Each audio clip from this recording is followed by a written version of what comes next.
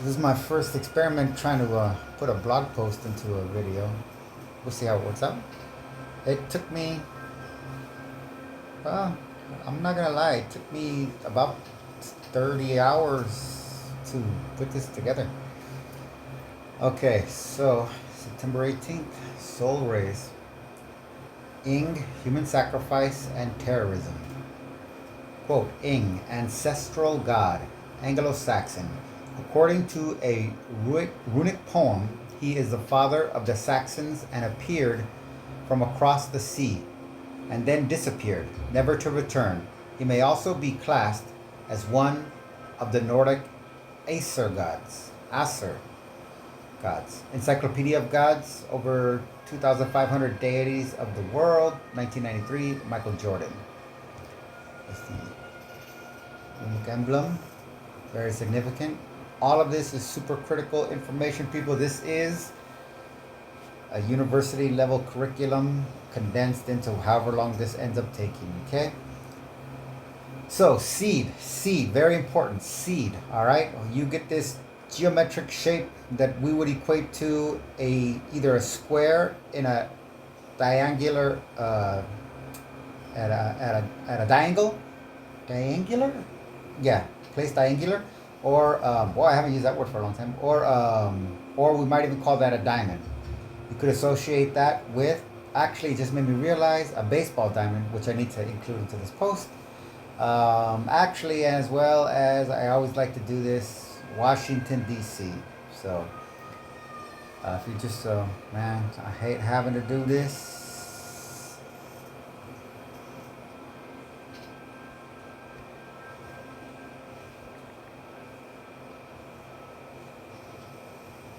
Wow, I've never put any of those things in my...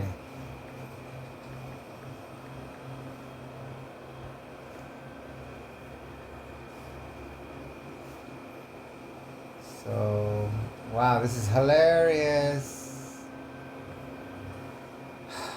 Nothing right there for what I want. Funny. I'm not even asking any serious questions yet. Just getting started. Okay? You guys get it? I got better ones saved, but I thought it was going to be easier. I didn't realize it's getting this hard now. I'm not going to lie to you. This used to be, if you put city limits, all you would get is literally like 1,000. Oh my gosh, I have to actually go show you now because it's not there. What the hell? Here. Look. How hard is that? Jesus. Alright. Oh man, I don't even know where this one is at now.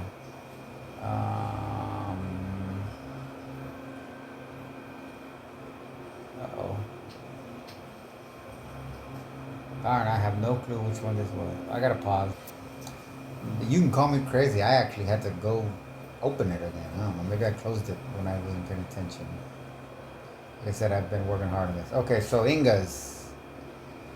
Oh, it was on the image, that's why. Duh. Alright, so.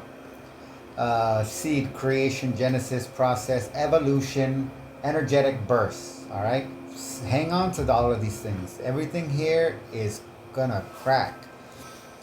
Only when we know our solitude... Oh, I don't think that has anything to do with this. Oh, maybe it does. Only when we know our solitude to be different from our loneliness can we be whole enough to honor another's place.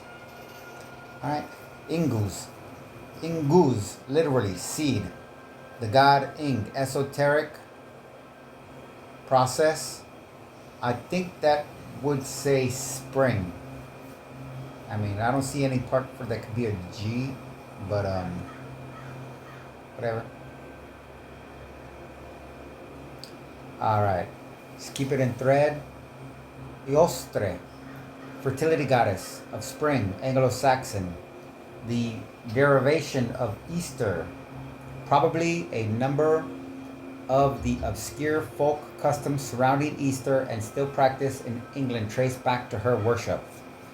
Encyclopedia of Gods, over 2,500 deities of the world, 1993, Michael Jordan. They mean, when you ask, what do eggs, chocolate, bunnies, and hunting have to do with Easter, you're asking the wrong question. You should be asking, what does a human celebration of what is that? Is Easter the rising? What is the celebration of a Jewish human sacrifice have to do with the spring and birth and life? So I know they try to say resurrection, but that just means a zombie in my book. War happening right now between our power to set ourselves free versus the forces that want to control us. In one of the most terrifying exchanges, the wolf-like villain called Gamork confronts Atreyu and basically monologues about his evil plan. Gamork says, "I am the servant of the power behind the nothing." In the book, it's revealed he works for mysterious beings called the Manipulators. And why help the nothing? Gamork says, because people who have no hopes are easy to control, and whoever has the control has the power. Seriously, A Wolf in a So-Called Kids movie just laid out the entire blueprint for authoritarian control, fascism, and spiritual enslavement. And most of us never noticed, but as adults, that line should hit like a freight train. All art comes from the same place. All science comes from the same place. All evil comes from the same place. All good comes from the same place. All stupidity and all genius all comes from the psyche. So don't be shocked when you see something come from anything, because the fact that you can process it means that it came from the same place that you're drawing from in order to make sense of it. And if you can make any sense of it, then that means that you have as much psyche as whatever or whoever obviously made or created whatever it is that you're pondering. Whether it's in disgust or admiration, irrelevant. Ol ut lag. Ooh, this is a tough one. I've never tried this one in Latin. Ut lagalatus est quasi extra legem positus caput gerit lupinum. An outlaw is, as it were, put out of the protection of the law. He bears the head of a wolf. Close quote. Black's Law Dictionary, 4th edition.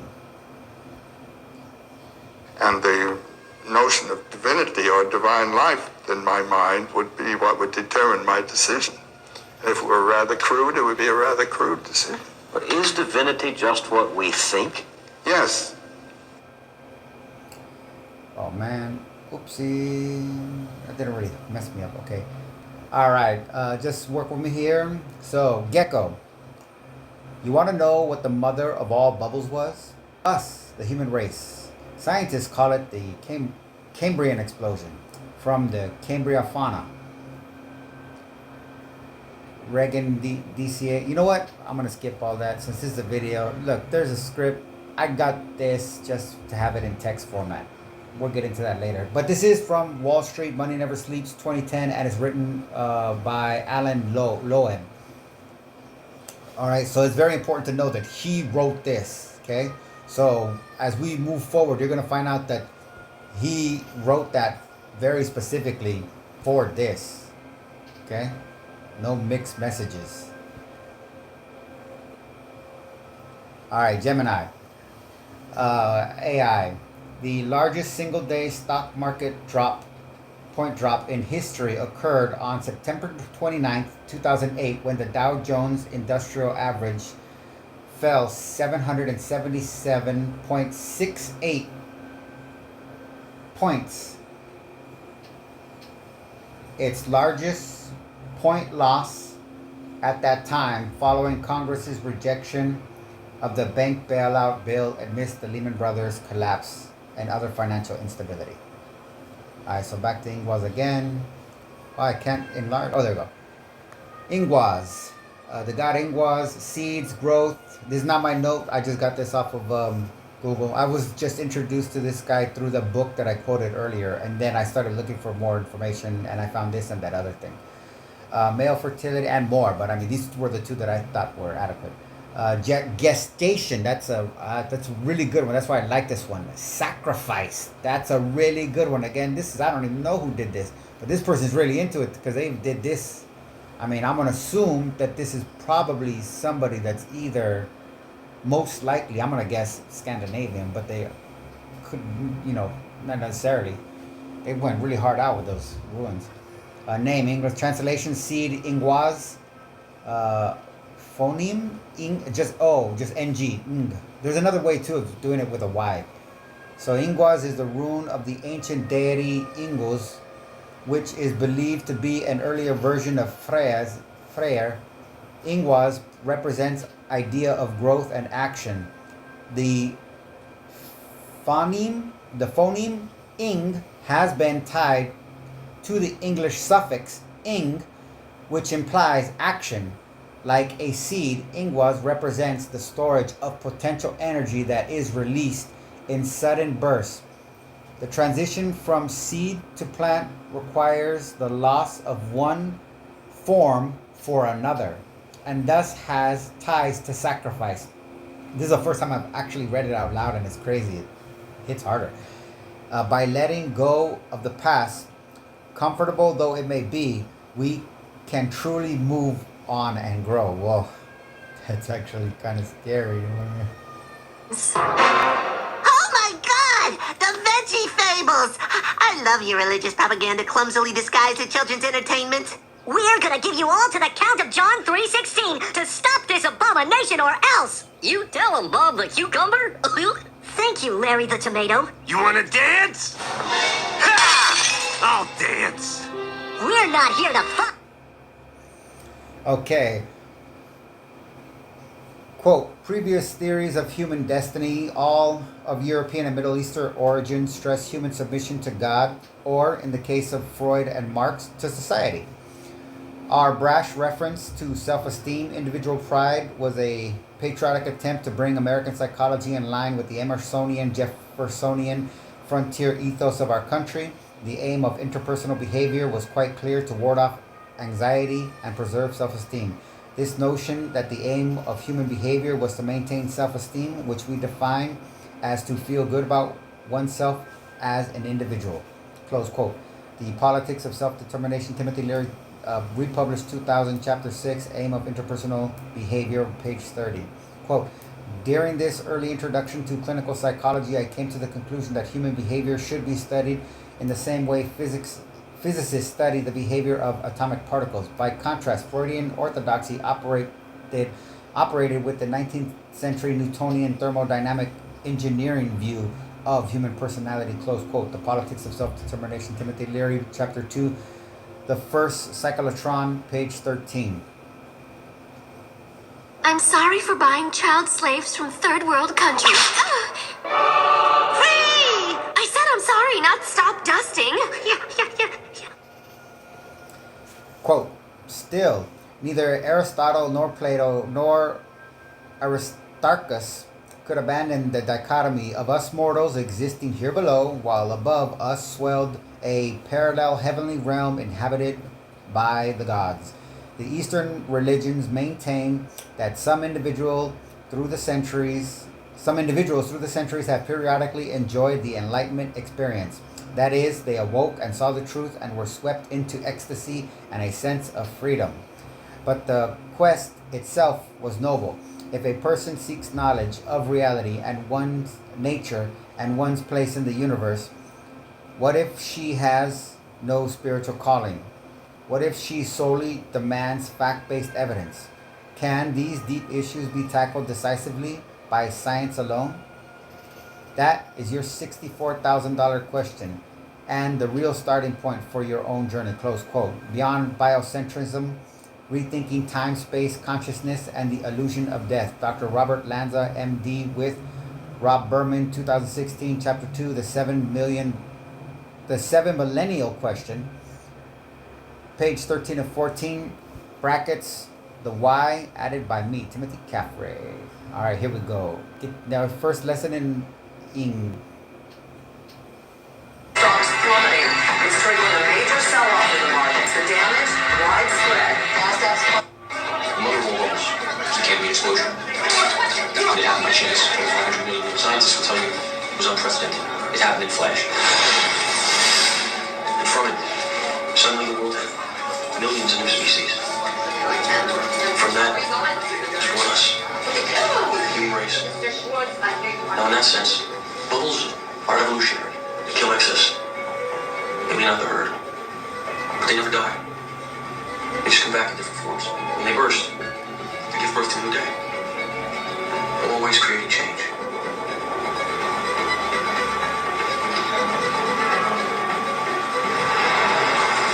Yeah, I put that together, and I gotta make these 100 megapixels, megabytes, or smaller. So, you know, sorry for the quality. Alrighty, Heritage. This is just a clip from a documentary that Christopher Hitchens did. I believe it was about Princess Diana, actually. So, okay, first quote. Charlemagne built his new camp at Karlstad in 777. He called a national diet, which is like an election. That's our modern version of a diet is the electoral college. At Paderborn to integrate Saxony fully into the Frankish kingdom. Many Saxons were baptized as Christians. Close quote. That's from the Holy Roman Empire Association.com. Emperor Charlemagne. I don't know if it's legit or whatever. I think it is Catholic. I don't know how hardcore Catholic it is, or like, you know, institutional Catholic.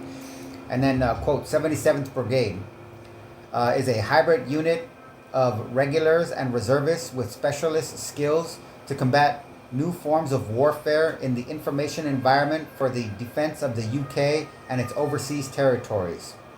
That's directly from www.army.mod.uk. Get it from the horse's mouth. Okay? So then we're going to... I can't write... Are you serious? I cannot expand. That's interesting. Okay, quote, on July 7th... I'm trying to like hide from you guys some information for surprises, but on 7 July 2005... 4 bombs were detonated in the center of London in the morning rush hour. 3 exploded in underground stations and the 4th on a bus. Oh, I never made that connection. That's 13. 2 weeks or 31, that's fine. You can play games with me. 2 weeks later, on the 21st of July, there were 4 more attempted attacks on London's public transport system. This time, only the detonators of the bombs exploded. There were no fatalities. The victims of the London bombings were people of many nationalities, British and non-British, whites and non-whites. That's a very generic, considering the whites are actually demographically I get it. It's white society. I live in LA. I work in Beverly Hills as a cook. Muslims and non-Muslims. During London's bid for the 2012 Olympics. Oh, I wonder if that helped them get it. One of the arguments in London's favor was multicultural and cosmopolitan character. But haven't you had it before? Just step off, get the fuck out the way and let somebody else do it. You guys are supposed to be like the purveyors of democracy and civilization. But you guys got some grubby little hands like Trump trying to fucking grab and hoard anything you can. How many times have you guys already done it, you fucking pieces of shit? In the immediate aftermath of the bombing attacks, this diversity became a target for some individuals who misused the religious backgrounds of the bombers as an excuse for racist attacks. Oh, you mean like, who was that guy? Tony Blair? And abuses against members of minority communities, British Muslims in particular, close quote. The impact of the 7 July 2005 London bomb attacks, Muslim communities in the EU by European Monitoring Center on Racism and Xenophobia, section, executive summary, 2005. One thing to note that I didn't actually bring into this that I could bring is that in London, we call ours 9/11, they call them their 7/7 attacks. The 7/7. This is just some random guy that I got off of Facebook, but you know what? I draw from all sources, as you're going to find out. So the numbers behind Trump are crazy. He doesn't even know. He has no context. He just sees a number and thinks, wow, that's magic. Because of his, at the best, he's guessing. But like I said, we're on another level. So Revelations 9:11 is his number. On his first day, I got this yesterday. On his first day as president, he was 77 years 7 months and 7 days old. The numbers don't lie, but he doesn't know what they say. And this is just the beginning. In part 2, we'll expose the Code of 88. And I got a bunch of that too, but I'm just going to leave it out. This is the other thing too. They all think it means Heil Hitler, but I'm going to get into, I think I have later on a quote that's going to give you the true meaning, because it's Anglo-Saxons that say Heil Hitler. And actually it's broader than that, but I mean, for the most part, it's Anglo-Saxons. And, you get some Irish people that, because, I don't know, the human brain is amazing. So, but anyways, I like the 7-7 part, because that's good shit. The 9/11 is fine. 9/11 does have significance. It goes with Ying. Prince Andrew on Epstein's client list. The material related to Prince Andrew has been made public. Is Prince Andrew on the client list? We have released the index of names that were in Jeffrey Epstein. Is Donald Trump on Epstein's client list? The index has been released, and the index will speak for itself. So I'm just going to say, America is a huge red flag. The FBI director could not answer whether Donald Trump was on Epstein's client. Here's the information grade. Just so you see. Alright, that's all their stuff. So, quote, on September 11, 2001, American Airlines Flight 77 was hijacked and crashed into the Pentagon, killing all 64 people on the plane and 125 people in the Pentagon. The Pentagon Memorial is the first national memorial dedicated to honoring the 184 people whose lives were lost at the Pentagon that day, their families, and all those who sacrificed so that we may live in freedom. And the problem is this. People who never hedged their bets, people who never at any point suggested to you that they don't have data to back up the speculation, that the speculation was in and of itself. That's called juice. The conclusion that if you speculate without evidence, that amounts to an actual conclusion, to an investigation, they're going to be very upset today, because it turns out that the DOJ and the... Just because you understand, he's not saying anything. He did not say anything. That's Jew speak. You see this in comments right now because of the with the Palestinian genocide going on, and especially like on Facebook, I see this. If somebody puts something for pro-Palestinian, the Jewish people, you have to understand this is a neurotic and narcissistic personality disorder impulse that they cannot turn off. I have impulses too that I can't turn off. I told you I worked on this thing for like, it's nothing. This is an insignificant piece of trash. It's not even considered art. It's not even considered educational technically, because you have to educate somebody for it to be an educational tool, even if it has educational value. If it's never used, it doesn't matter. It's equivalent to, a piece of trash that hasn't been recycled. So he doesn't say anything. He is literally, this is, in Jew speak, these type of things are meant to, their type of, this is their military policy. Even before all of this, you guys were introduced to this shit back in 2015. I had already started, this is what got me anti-Israel 100%, was I was anti-Fraternal Order of Police back in 2014, 2015. We were talking about at least 1,500 people, American citizens, were being blasted out of. Even with Trump, it's not that bad. Think about that. Chew on that. It hasn't even reached that levels. But there were like at least 1,500. I think one year it even reached 1,800 people were getting smoked, blown the hell away, choked to fucking death, all kinds of shit, hit with freaking cars. Just like, I mean, it doesn't sound like out of the whole sum, but in ratio, I mean, it was like 10 times more than all of Europe combined. Excluding Mexico with cartel violence, it exceeded even Brazil. Actually, I take that back. I think Brazil hit 2,000 people. But considering that Brazil was only a few hundred, I mean, that's some crazy stuff if you want to take that into consideration. So, but what I ended up finding out was that the Fraternal Order of Police had a contract, partnership with the IDF, and they sent yearly, they had through their union and tax breaks, and through the federal government, the United States federal government, basically making it free, they were sending their members, and I don't know what percentage of their members went, but they have out of the 800, now it's under Trump it's over 800,000, but under Obama it was like I think it was like 670,000 armed law enforcement officers in the country. You have to be armed to be in the FOP. There were 310, at the time it was 309,000. When Trump got in, it jumped up, and now it's like 360,000 of the 800,000. But so I don't know what percentage went, but they send them over there and they get trained in urban policing. And I had already recognized, growing up in LA in the ghetto, once I made the association, oh, this is where they learn it from, I identified my rage with Israel. Because their policy is overwhelming force is the go-to response, because they're an apartheid terrorist state. And what they were doing, what I saw them doing, was conditioning the police to, they address the Palestinians not as fellow citizens. The police say here, protect and serve. That's not what the IDF doesn't protect and serve. They're a military force. So they were teaching police. I'm not saying the police didn't want to learn, but they were teaching police 100% to address the civilian population in the United States the way that the IDF addresses the Palestinians. And what do you know? That's one of the reasons that the Fraternal Order of Police was so devoted to voting for Trump, which we're going to get into later on too. But again, he didn't say anything. That is Jew speak.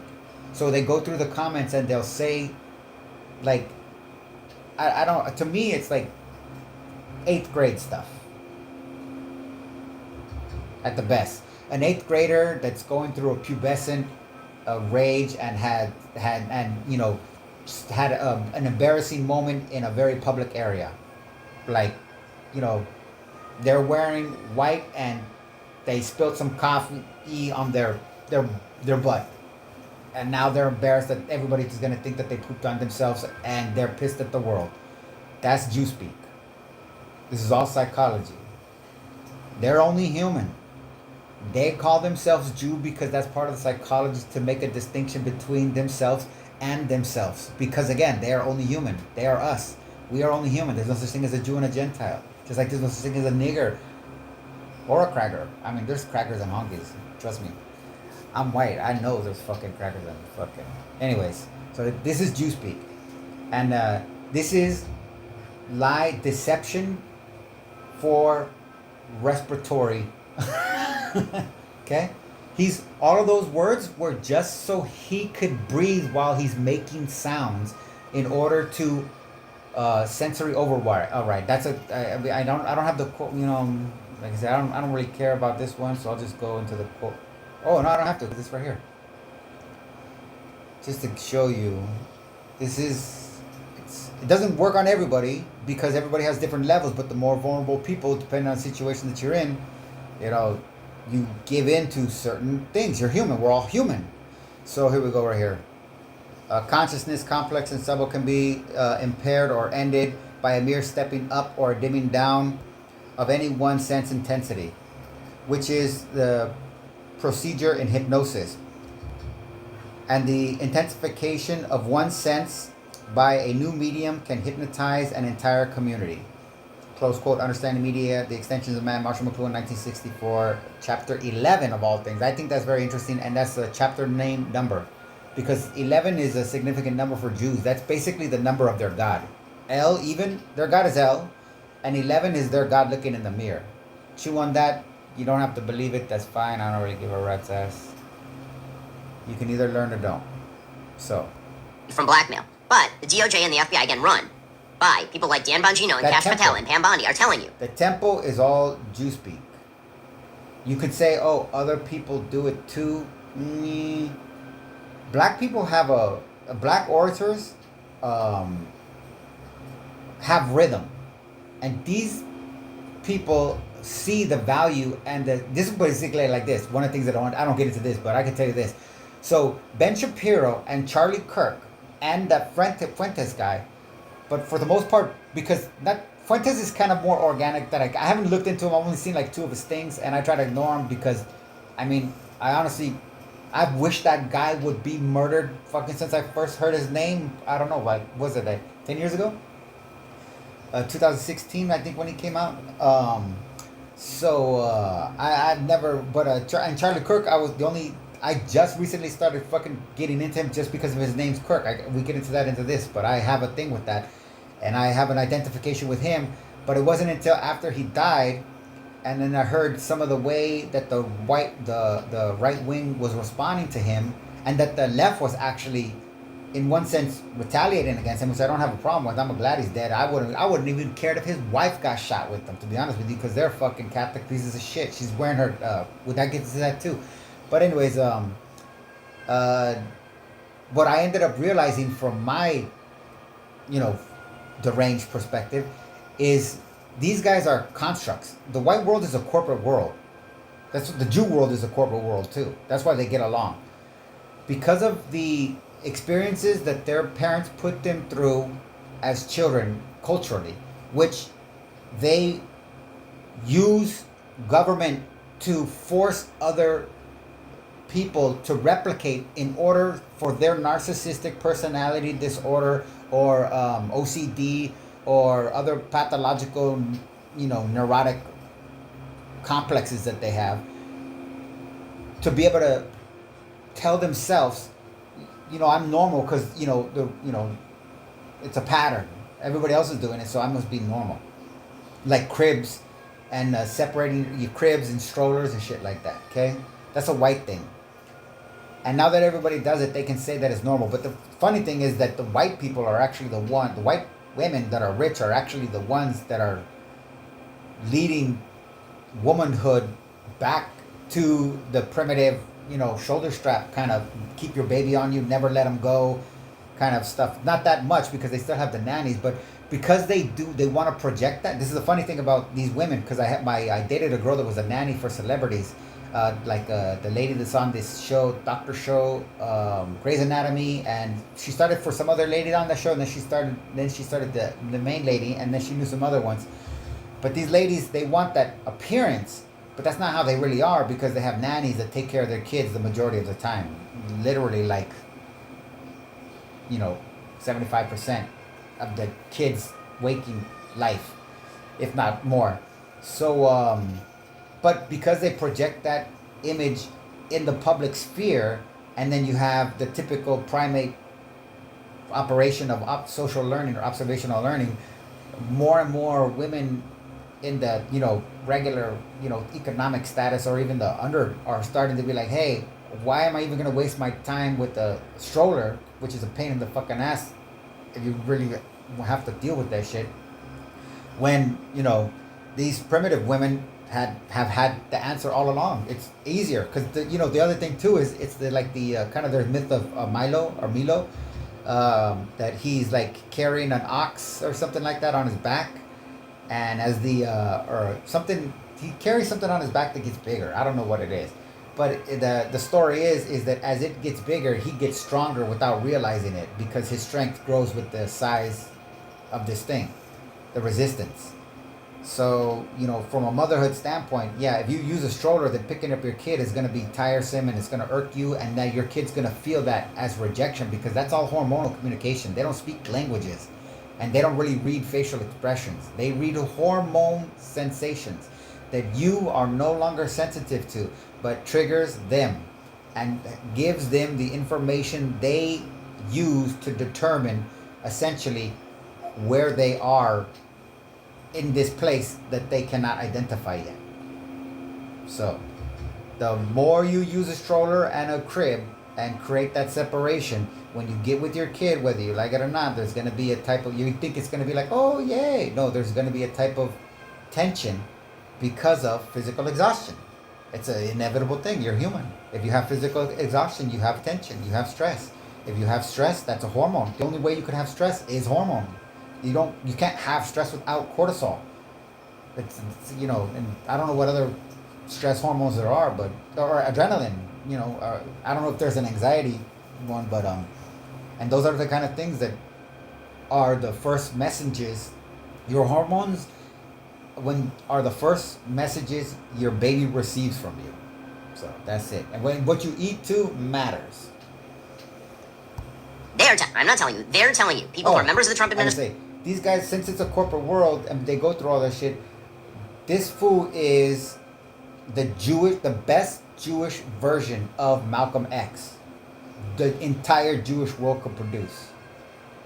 And Charlie Kirk was the best white version of Malcolm X the entire white world could produce. Well, because Christopher Hitchens is dead, and he wouldn't have been on their side anyways. Even though he kind of was, but he wasn't. So that's an important thing to know too about what this fool's role is. I am 100% raise my hand. I'll go fund me to get this motherfucker shot. Well, who could doubt you elected and put into these positions to get you the truth on this matter are telling you that he didn't, in fact, Kash Patel and Pam Bondi are telling how did Epstein make his money?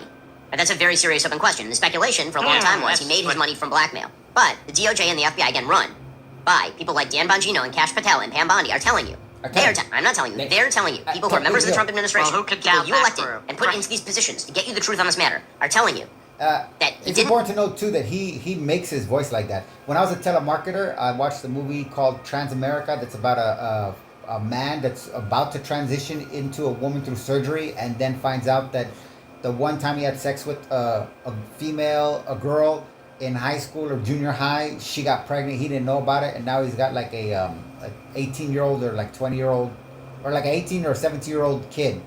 I don't know if the mom dies or something like that, but like right on the transition point, and it's a male, and so a son, and in it though, you know, in my telemarketing, you know, anxiety, all these things, I have all these spares.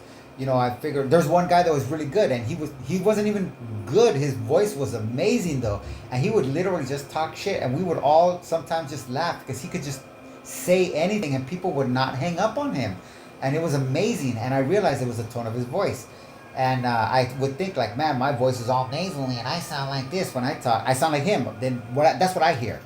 Okay, so but he knows what he's doing because again, this is sensory stimulation. Overstimulation is his objective. So in the movie though, the guy's trying to the doctor's telling him to prepare for the hormones and everything and start doing voice exercises. So he stands in the mirror and he says like a woman's voice, trying to find his woman's voice, and like, this is the voice that I want to use. And I was like, oh wow, I'm going to use that to try to get that fool's voice. I'm going to try to copy that guy's voice so that when I talk to people on the phone, I could be like, so I would just, I mean, you know, I would never sit in the mirror when I did it, but I would just be like, okay, try to relax, because that's the most important thing. Like right now, I'm not relaxed anyways, but I'll try. This is the voice that I want to use. This is the voice that I want to use. This is the voice that I want to use. This is the voice that I want to use. This is the voice that I want to use. Because the crazy thing is, if you can make people feel, when they hear your voice, it sounds soothing, that is captivating. And what you say won't matter as much as the way you say it. And he uses the reverse technique. And when I started doing that exercise and employing that voice that is not my voice, that, you know, it's my voice because I made it, but I mean, I don't consider it my voice because my own stigma of myself. I think I have to talk a certain way because I remember something that, like, it doesn't really fucking matter. But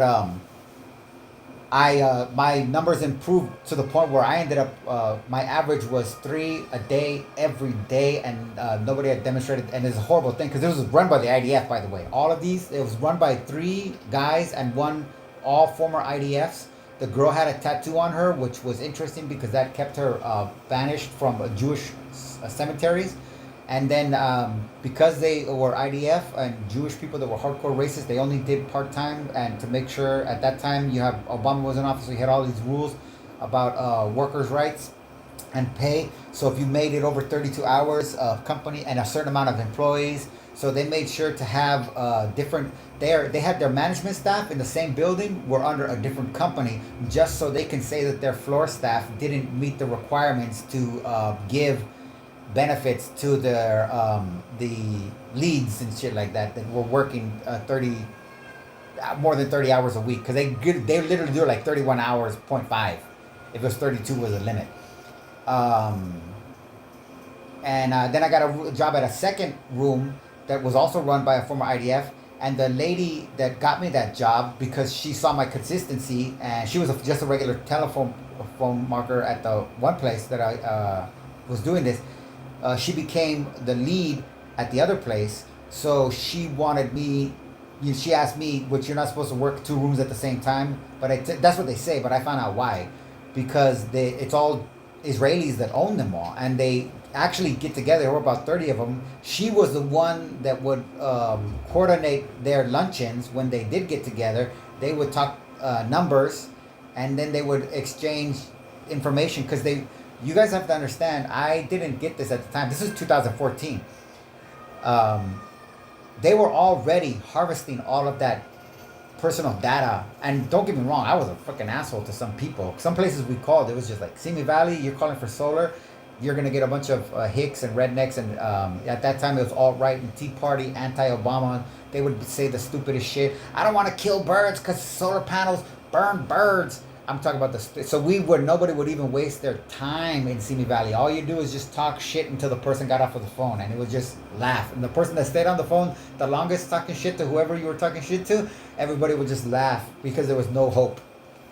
Or if we called Arcadia, we just knew that 99% of the people were going to be 100% speaking Chinese. So you weren't going to get anything that day, but you had to go through the numbers. But the catch is, where were they getting these numbers? You think these guys were buying these numbers legally through the channels? You know, we're going to get into that too. Advertising channels, like data points. No, they steal all this thing and then they exchange it with each other. And that's why these people were complaining.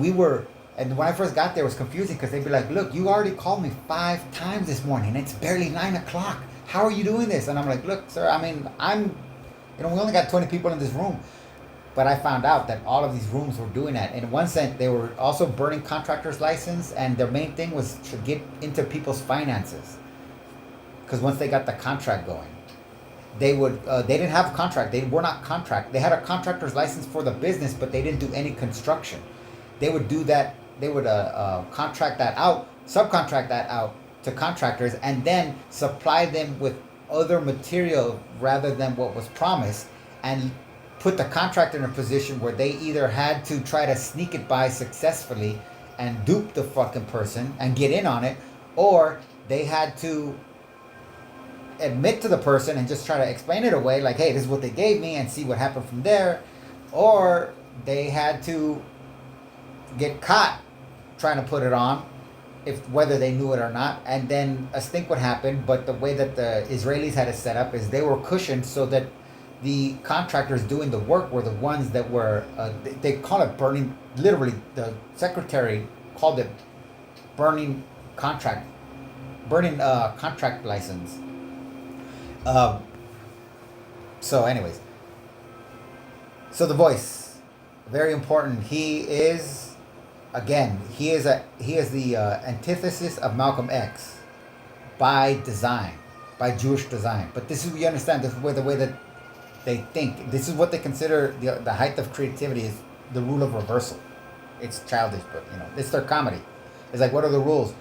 Oh, girls should act polite and pretty. So then they pop out Sarah Silverman and Amy Schumer and Kathy Gifford and shit like that. And it's just, but you gotta understand. And then this type of humor becomes replicated as if it is super funny, but it gets old quick. That's why that's why they're not considered greats. You get intellectual stuff like George Carlin. I mean, Dave Chappelle at his finest in the beginning. He's maybe making a little bit of a comeback. If you even want to go further back to something that's silly, probably the greatest Jewish comedian ever, and the father of modern comedy, really, that gets bombasted, sadly, because Jews don't like him. You gotta understand, if Jews like him, he gets at the top. But because he was an anti-Jew and not an anti-Semitic, he was an anti-Jew. He was somebody born into Judaism that understood from an artist's standpoint the damage that being a Jew does to creativity and individuality. So his entire comedic act was designed to counter that effect, and it had massive effect on people abroad because people didn't realize how much they were impacted by that same type of trauma.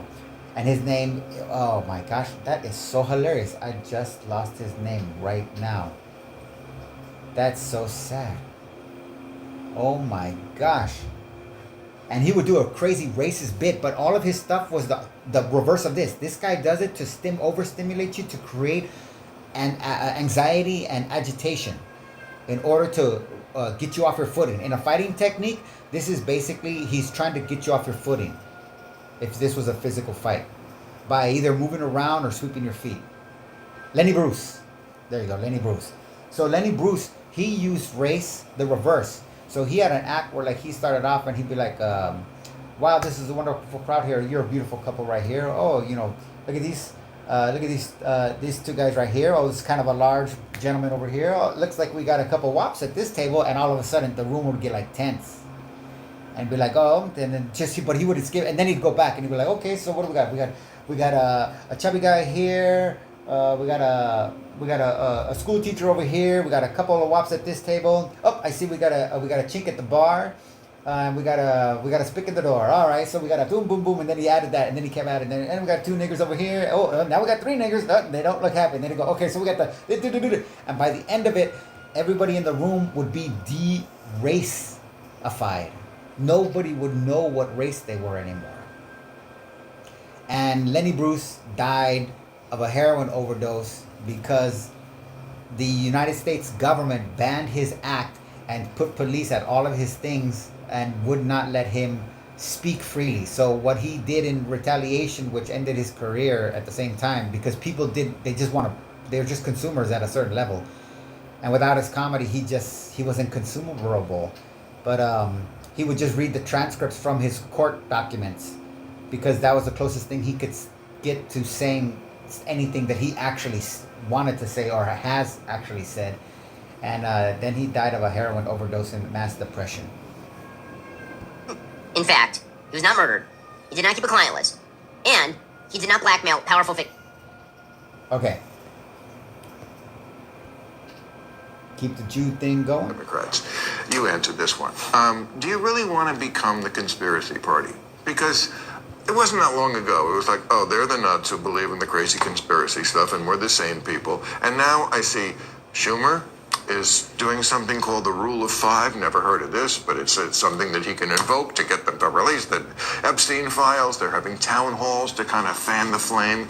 Is this where the Democrats should be going with this? Well, totally not. But, Trump has more pictures with Epstein than with Melania, so there's something there, right? And listen,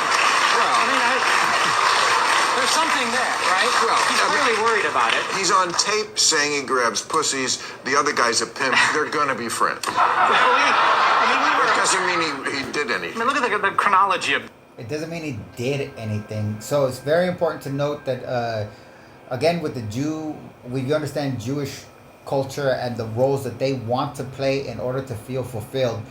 Lenin, Trotsky, and Marx were, and I think even more, were all Jewish main figures in the Russian Revolution that killed tens of millions of Slavic people. You have to understand, they were Jews at the top because they hated Slavs. They thought that the Slavic race was what was preventing Russia from being essentially, again, this is almost pre-Holy Land. So their vision was we could make Russia great again if it wasn't for these Slavs. So what's the best way to get rid of Slavs if you're the minority? A revolution in which you get all of these groups that were led by fellow Russians who happened to just be Jews that were racist against everybody that wasn't Jewish, is stimulating fights that they're never going to get hurt in. So Bill Maher is that for the Democratic Party. It's called, the rule is, this has been associated with the Jesuits, but it's which are rumored to be the Jewish order of Catholic priests. Just food for thought. But the tends to be the motto, like the former motto of the Mossad was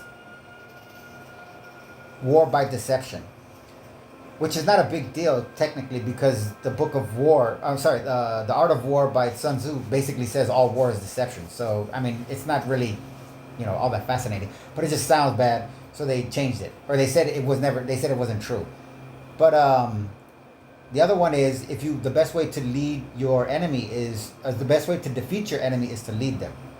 So that's the Bill Maher rule, and that's actually Ben Shapiro rule too, but it just seems like he's honest because he's passionate of what he's saying. If you understand Ben Shapiro and you understand Bill Maher, then you can get Adam Sandler's comedy, because Adam Sandler is not white, he's Jewish.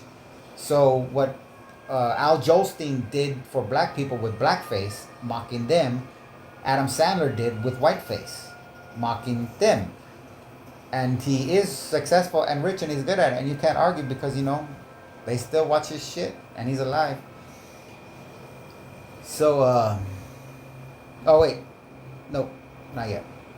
So, quote, 3 major psychological processes at work in enabling violence are classical conditioning a la Pavlov's dog, operant conditioning a la B.F. Skinner's rats, and observational and imitation of vicarious role models in social learning. I'm glad I got to fix that up. I don't like that.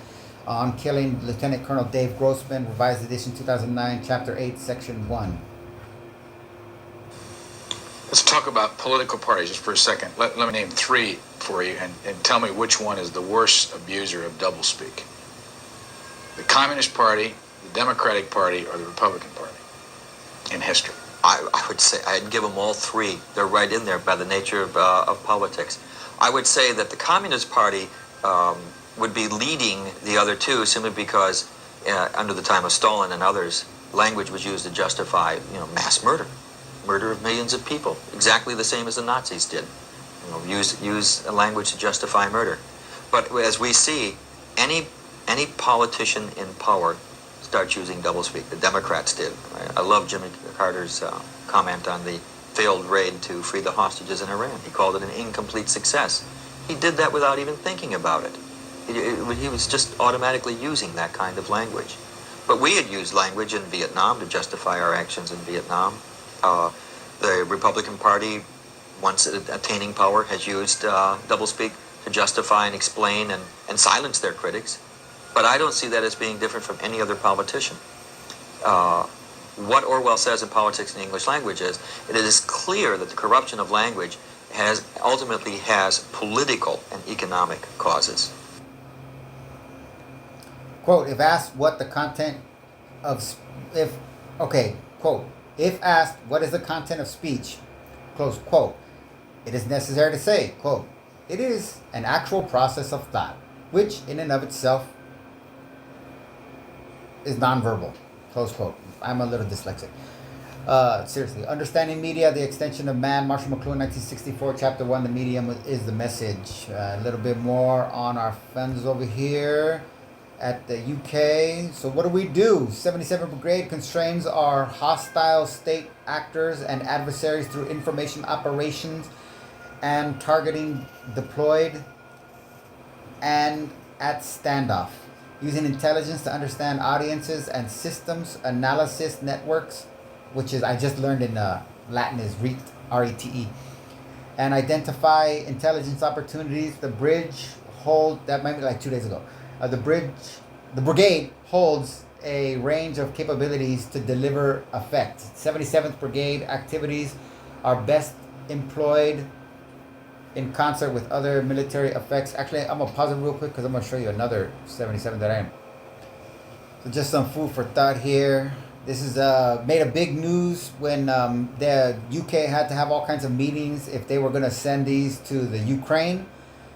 Because this is the most advanced howitzer in the planet right now. It has something like the fastest rate. I don't know, it's something like 9 every 2 minutes for up to 3 hours, where most of them are something like 6 or 7, and they can only do it for maybe an hour and a half or 2 before the barrel, tension, heat and all kinds of stuff. But it also has advanced targeting, and it have special artillery.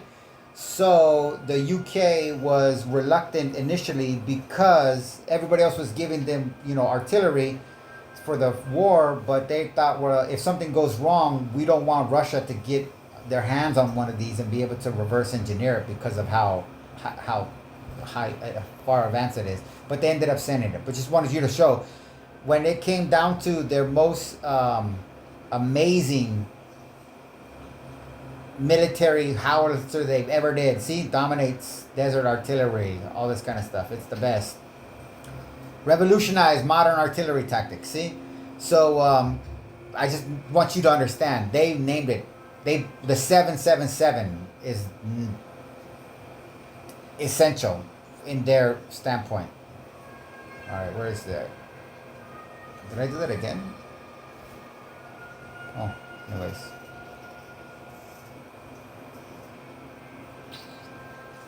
All right. Did we finish that? 7-7 Brigade activities. Oh, no, yeah, I did. Oh, that's what the other one. I gotta remember that. Okay, so, quote, reverse. Great Seal of the United States, colon, the eye of the Holy Spirit, here shown at the summit of the Pyramid of Creation, is a counterpart of the eye of Vishnu, mentioned in the Indian tale of the humbling of Indra, page 51 of the book. I believe it's the outer reaches of inner space by Joseph Campbell. Oh, I have the quote down here later on. Never mind. One may think of it as connoting metaphorically the mysterious impulse out of which the Big Bang of creation sent flying into distance that are still receding in expanding space. Hundreds of millions of exploding atomic furnaces which are seen from this earth as stars, constellations, and a Milky Way of unsurmountable points of light. Also see page, that was right there in this thing, okay? The present pyramid is not, however, of the first creation, but of a second, a new order of the world, Novus Ordem Seclorum, represented here as a constituted of exactly 13 courses allegorical of the 13 original states. Not really, it's puberty. And whereas behind the pyramid there is only a desert to be seen, before and around it are the sprouting signs of new and fresh beginning. Dated 1776. 1 plus 7 plus 7 plus 6 equals 21. Mankind, that is to say, has herewith come of age and taken to itself responsibility and authority for the shaping of human lives according to reason. Close quote. The Outer Reaches of Inner Space, Joseph Campbell, 1986. Now, if you get what he's saying, he's trying to say this is very dangerous if you get what he's saying, which I just got for the first time when I said puberty. That was kind of as a joke, but because I just finished Big Mouth, which I'm not going to watch season 2. But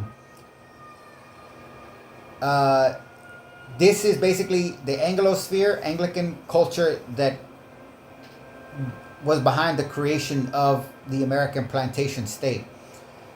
Their intention was to always keep the American psyche subject to a paternal dependence on the progenitor, and created this national emblem which resonates with coming of age, not maturity.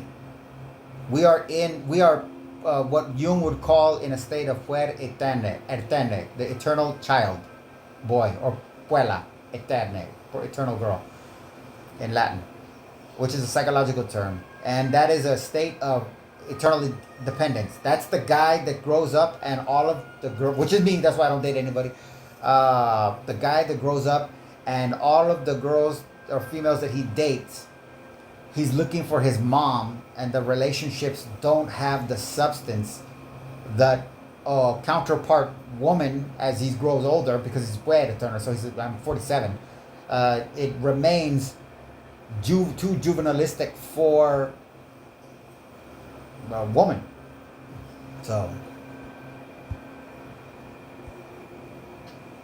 That ain't the point, Woodrow. What is it then? Another 20 years, we'll be the Indians. They'll be trying to stick us on the reservation just to get us out of the way.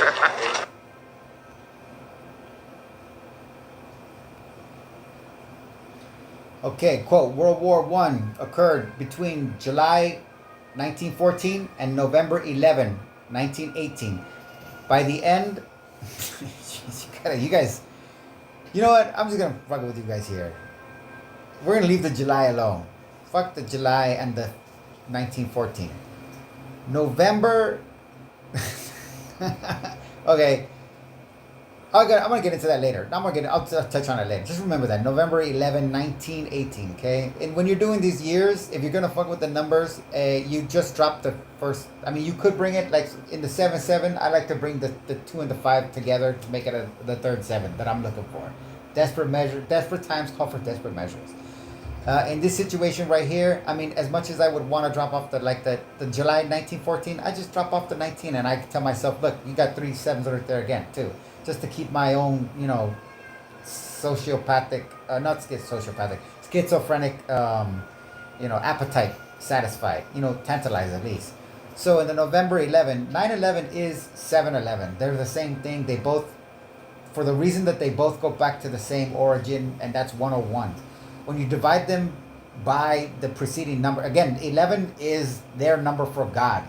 So basically what you have is you have a number associated with God. I don't know if it works with all of them. I just know with 7/11 and 9/11, maybe it's a mathematical principle that anything that's like 5/11 divided by 5 is going to be the same as 7/11 and 9/11 divided by their numbers. But I haven't done all of them, so I don't know. Which is pretty lazy because in a calculator, how really hard is that? So it goes to show you my dedication. But anyways, in this, I would want to do that. But the funny thing here is that it's so hilarious that Novum, you guys understand as 11. So at best, you see this as 11/11, 1911. But Novum is, we're going to get into that later. Well, okay, 9 later. By the end of the war, over 17 million people would be killed, including over 100,000 American troops. The assassination of Austrian Archduke Franz Ferdinand, June 28th. I'm going to leave that alone too. Well, that's funny because that's funny the way that they put it like that. I got stuck on this the first time and I forgot because I haven't read this out loud for a while. These are notes that I just put this all together. I was, bored of my day off, or motivated, whatever you call it. Was the main catalyst for the start of the Great War, World War I. Yeah, because they didn't call it World War I because they didn't know it was going to... Well, not everybody knew, but some people knew there was going to be World War II. Because when you understand that technology was advancing at a rate that they couldn't keep up with, and retrofitting shit was not going to work, you needed to do a massive uphaul. How are you going to... If you want to redo your kitchen, if you buy a house that was built in the 1940s, and you want to upgrade your pipes and your electrical, what do you got to do? And maybe make sure that any asbestos inside of it is gone. What do you got to do? All right. So the rich that own Europe, that literally own Europe, it's not even a secret over there. Over here, they try to mask it like capitalism, and maybe there's some kind of Australia, maybe there's some kind of fair. But in Europe, we understand they own Europe. They own the whole shit. They literally have it. Titles of ownership is a thing that they have. I can show you that. I don't think I'll be able to find it right now, but... Oh yeah, I can. It's right here. I think if you see how, tell me if you see how. How? Okay, right here. Perfect. So this is actually a thing of theirs right here. Titles of ownership. To property. The contingent fact that confers this definite person, corporation, or society a right to a definite material good or body of goods. Some titles are creation, effective occupation of unowned goods, like really, that means land, production, invention, accession, prescription, which means take, contract, which means take, inheritance, which means take from the person that took it, and restitution due, a dictionary of scholastic philosophy. Okay. So they needed to remodel, all right? So they knew that they was going to take a lot. And it was going to be too much to do at once. So they had World War I and World War II planned. And World War III already happened. It was the Korean War. It's just that it was different. And for different, it was redoing Asia basically. Because they also needed, in order for them to have what they wanted, they needed to industrialize China because China is the slave plantation, you know, for manufacturing. Or Asia in general, but China became the, because Mao is a manufactured Anglican organization. Same thing with Saddam, the House of Saud, Israel itself, the Gulf states, Canada, Australia. These are the Commonwealth. The way that the Commonwealth is used to prevent Jamaicans from having Jamaica. I mean, you know, Jamaica barely has some kind of minimal legalized weed thing because of the, and you gotta understand, that's their religion. That's always been their religion. So it's always been religious persecution. And you guys just see them as black people that smoke weed, so you have no integrity inside of yourself so as to identify their integrity is at threat. You don't see integrity in them because you don't see integrity in you. But that's not because you don't have any. That's part of this whole thing. We're going to get into that too. Don't worry. Okay, we're after the assassination. So they declared war on when? July 28th. So that's where I meant they got me. See, June 28th, I was like, look at that. More. I was like, oh, wait, that's June. Oh, man, that's 6. When the first time I went through this. Because I was like, oh, man, look at all the 7. Oh, man, that's not even. Oh, that messes my whole thing up. And then, lo and behold, July 28th, 1914, Austria declared war on Serbia. And you're like, what is that got to do with England? World War I, 100 years. Resource Indiana Department of Education, Dr. Jennifer McCormick, Superintendent of Public Instruction, 2004 PDF. All right. This is my own PDF that I took from Morals and Dogma. I did my notes. This is just one I wanted. I needed fillers. As a Confederate trader, Pike was aligned with the Swiss Confederacy of Helvetica. That's why the South was called the Confederacy. The only monarch in Europe to support the South publicly was the Vatican, the Papal monarchy, who since the 1500s has protected the Pope, the papacy. What military organization protects the Pope? The Swiss Guard. So how did the industrialized North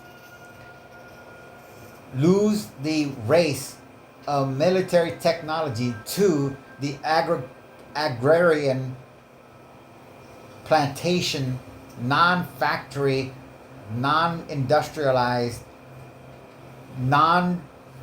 heavy metals, mills and all that kind of stuff. I mean, they have mills, but non-foundry kind of stuff.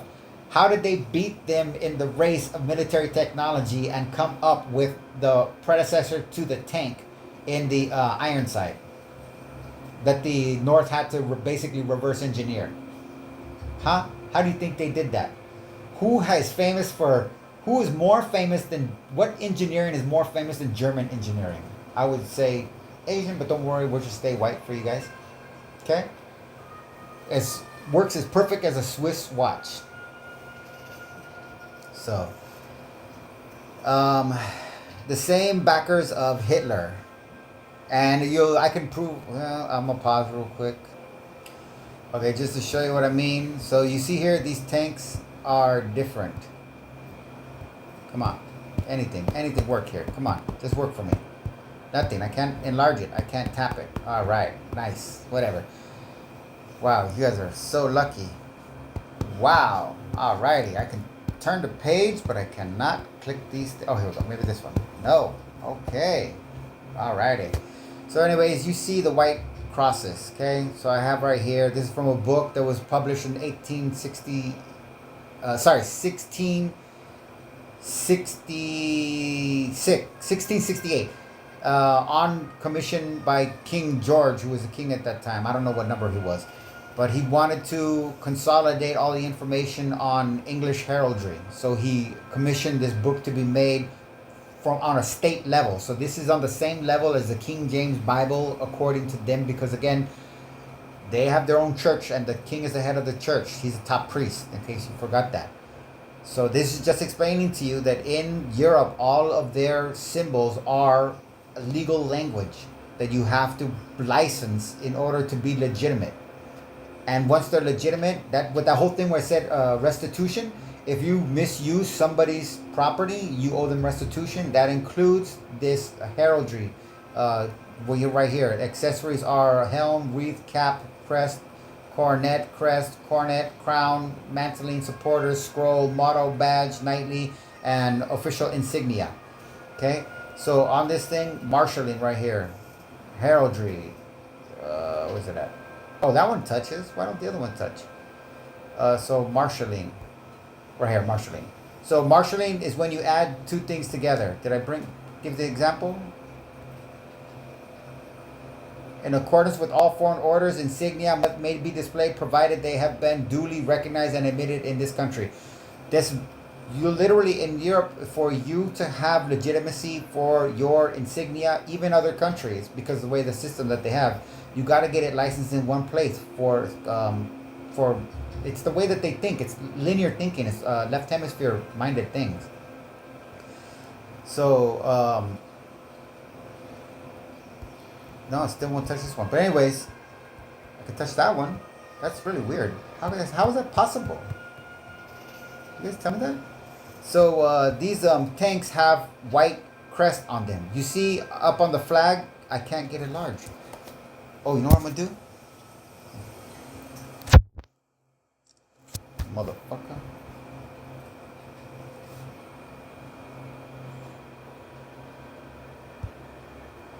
Bam. So you see on the back right here, it's black, but you see this is white, okay? These are all white. So what happens is, Germany is broke. They don't have any money. Remember, it takes a wheelbarrow to buy of money to buy a loaf of bread. So, what do you know? Somehow, the underdog, like the Confederate South, gets some advanced engineering and industrial capabilities that weren't actually accessible to them from a third party. This third party left their corporate logo essentially on it, and that's the Swiss crest. Later on, what you see is when they go on to invade Poland, which I have a note right here, they confiscate over here. I can't touch that one either. So they confiscate 3,000 motorized vehicles, or they September 1939, Germany had 6 of these Panzer divisions with a total of 1,650 tanks, of which 1/3 were 18-ton models with 37mm gun Mark III. Oh, that's a Mark 777. See, now we know what M means. Look at that, just by chance. While 2/3 were 2-ton Mark II. By May 1940, when the attack was made in the West, there were 10 armored divisions with a total of 2,000 tanks, some of which were the new Mark 6 model, a 23-ton conveying carrier, a 75mm gun. Maybe that's interesting, the millimeter of the M777. So no major increase occurred next year. But then, okay, go down here. Thus, in June 1941, when Germany attacked Russia, it had 20 armored divisions with a total of 3,000 tanks, of which several hundred were Mark 6, but 1,000 were still Mark II. In opposition to these, Poland had only a handful of tanks in 1939. France had over 3,000 in May 1940, and the Soviet Union had, in June 41, about 15,000 scattered tanks, almost all light and obsolete models. So basically, when Germany invaded Poland, they took all their tanks. Oh wait, I'm not in this one. I'm over here. So, okay.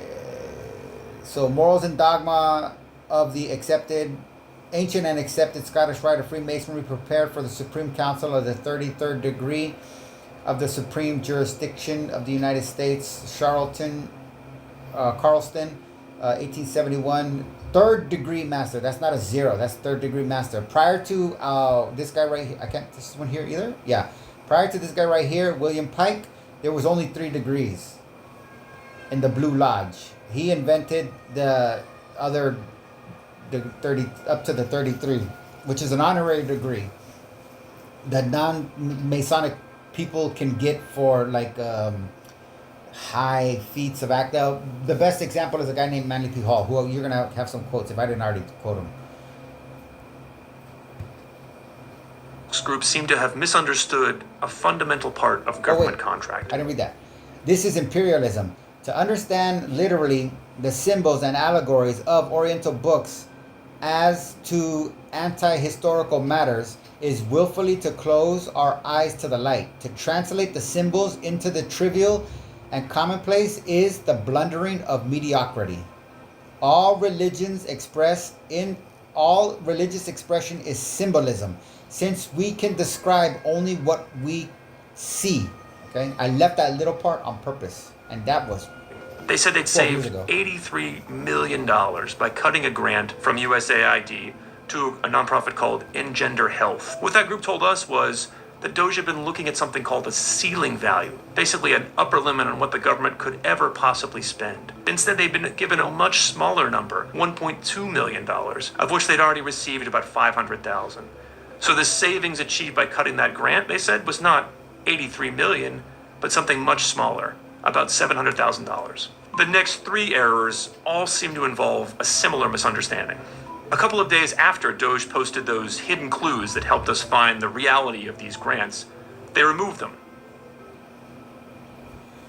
Quote, World War II, also called Second World War, conflict that involved virtually every part of the world during the years 1939 to 1945. The principal belligerents were the Axis powers, Germany, Italy, and Japan, and the Allies, France, Great Britain, and the United States, the Soviet Union, and to a lesser extent, China.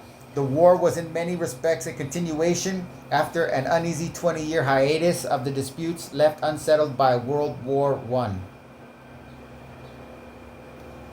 It's the most effective way for social change is humiliate your enemy and make them poorer.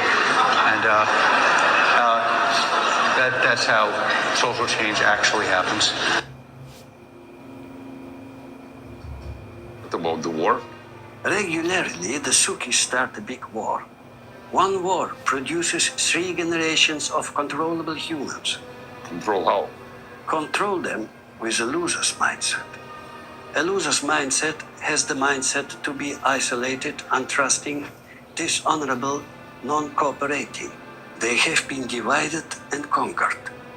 They have adopted the Friedman strategy. All this strategy, honor to the inside, dishonor to the outside. A two-faced game theory. The 40 million to 50 million deaths incurred, I always heard it was 65, but that's fine, incurred in World War II, make it the bloodiest conflict. No. As well as the largest war in history. Again, they leave out the Mao killed 70 million Chinese. So when the Chinese and Asians in the world finally realize what I'm trying to teach people, that Mao is a manufactured Anglican organization, you know, we'll see what happens. I really hate England. I used to be Irish, and once I stopped being Irish, I hated England even more for me hating England for thinking I was Irish. I found out I was German. That's like the Friedman strategy. All right, so, this is funny right here. As well as the largest in history. Official dates. September 3rd, 1939 to September 2nd, 1945. World War II, 1939 to 1945. My grandfather was in the last three in a B-17 bomber over the Germany. Alternate title, Second World War, WW2, written by John Graham, Royd Smith, Dr. Thomas Alexander Hughes, Encyclopedia Britannica. The special task that Pippin set himself was the reduction of the peoples who had taken advantage of the confusion of the period to throw off the Frankish yoke. In a great battle on the northern frontier, he defeated Ratbod, the king of Frisia, and compelled him to acknowledge the Frankish overlordship. And as the price of the marriage of the Frisian king's daughter with his son, Grimoald, he compelled him to allow Christian missionaries free access to his people. Turning from the Rhine to the Danube, Pippin reduced the Thuringians, Swabians, and Bavarians to subjection, and so re-established the ancient frontiers of the Frankish kingdom. Where the sword had opened the way, the cross followed. In 690, a young Northumbrian monk, Willibrord, moved by missionary zeal, landed with 11 companions in Frisia, and finding little encouragement there went south, and at Pippin's request settled at Utrecht as a missionary in the West Frisian territory that had lately been ceded to the Franks. With the approval of the Pope, which he went to Rome to secure, he labored there for 6 years and then went again to Rome to be consecrated as Bishop of Utrecht.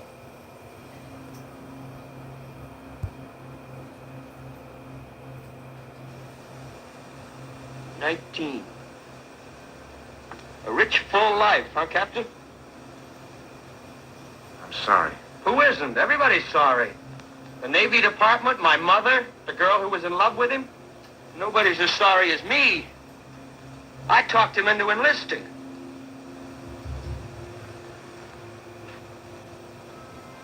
You want to have a good laugh while we sit out here on the quiet Pacific? This kid brother of mine decided he wasn't going to fight. He and his girl were going to get married, and they were going to be medical missionaries. Take penicillin and the word of the Lord to the Hottentots. After Pearl Harbor, I had a nice long talk with little brother. Made him see the error of his ways. You should have heard me, Captain. You would have been real proud. I used every cliche in the book. I didn't miss a one. You have to do God's work with a gun before you can do it with a medicine and a hymn book. I even said that. Alrighty, so this is just getting a little dirty now. Now you're gonna start getting a little dirty here. So we're just gonna focus here. You could do the whole thing on your own, but I'm just focusing on the S. And as you can see, if you look closely, and this is one that I learned because I thought I knew this, but I didn't. Even though I knew it, I didn't know how to apply it that it applies so broadly. So I knew about the hept and the sept. That was all I knew. I guess the same thing with the 711 and the divided by 7 is 101, and 911 divided by 9 is 101 as well. So, like I said, I didn't check the other ones. They all eat 101. But 101 is the number of the Masonic Lodge. So, that's why you have the class. That's why in school, the first class is 101. That's not, you think that's just basic, generic logic. That's Masonic codification for the first initiation. So the I knew, and I learned this. I applied this a lot of different places. Like one of the most first time before, I used to think very dualistically. I mean, I still do, but I'm just a little bit more.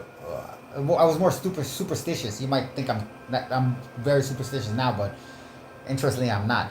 So I was in Buddhism for a while, and I read a lot of Buddhism, and I love this actual sutras because it's a fascinating writing style. I mean, it's repetition, so it's kind of boring, but once you get that rhythm, it is really nice reading experience.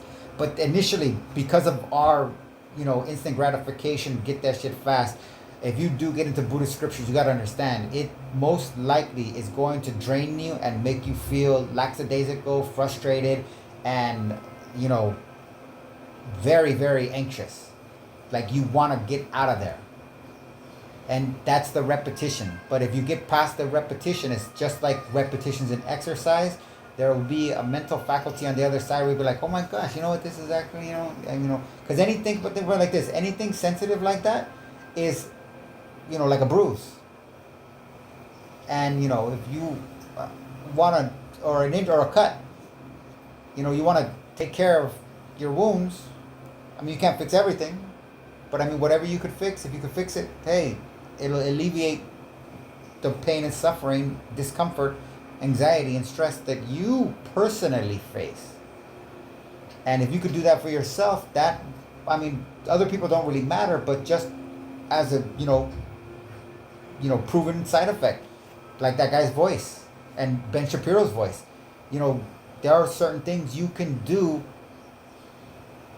in your life that can have repercussions on other people that they don't necessarily want to ever even interact with you, but they can still experience various types of sensation on a broad spectrum. And this is in one sense the what do you call it, the stereotype of the Buddha, or a guru, an Indian guru. So the hept and the sept. But then when I saw the hemi and the semi at the bottom, and I saw that they do, because I use hemisphere all the time because of my study with Marshall McLuhan. I never thought about semisphere.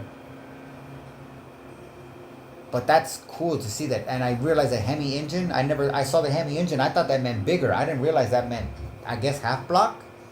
I don't know what that means, but it's something half now that I know. The one interesting to see the penta and the quin kind of switch up right there. The quintep and the pentagon. That's an interesting one. But you'll get into this with the latest one that I learned recently too, just about 3 weeks ago, was the D and the Z. When I started using AI to research the name Jupiter, it started discussing the name Zeus and explained, well, because Jupiter has the beginning of Zeus in it, but it's been changed to the J. So you have this connection between the D, the Z, and the J. Crazy, huh? And then you have a connection with the J and the Y because, like they didn't have a Y, so the J fits in there. And then you could get into, what was another one? There's H, G, and H. The reason they go together is because you could have Guillermo. I saw somebody named Guillermo, and I was so confused because he was from Europe. And I was like, is that right? It's not Guillermo? He's like, no, it's Guillermo. And because that's interchangeable, like Guerra and Huera. Does have some kind of thing. So there's all kinds of fun stuff that you could do with Indo-European languages. But yeah, because I think Sanskrit is why I got the Asura. So I used to think that, so in Buddhism, Asuras are devils. But in Persian religion, Ahura is the primary deity. He's like the version of, he's a monotheistic god. So when I was in Buddhism, I was like, oh, that's crazy. That would be weird if Ahura Mazda is actually a Buddhist devil, the demon that got mistaken for a god because of the descriptive powers that were ascribed to him. But I was wrong. But I don't know. Maybe I wasn't. So anyways, we're doing with the hept and the sept. Okay, so you see this heptagon, heptameter, heptagon, septuagenarian, sextuplet, but we're not doing that. We're doing the seps and the heps. Okay, so AI in Latin, sep refers to the number 7, the root that forms the word September and other words for groups of 7. This is because, just listen carefully, this is AI, okay? This is because September was the 7th month of the original Roman calendar, which began with March. Later, when January and February were added, pushing the month order forward, September became the 9th month, but it kept the name derived from the Latin number for 7. Okay, so here's a picture of the Julian calendar. Oh, wow. I can't touch this one either.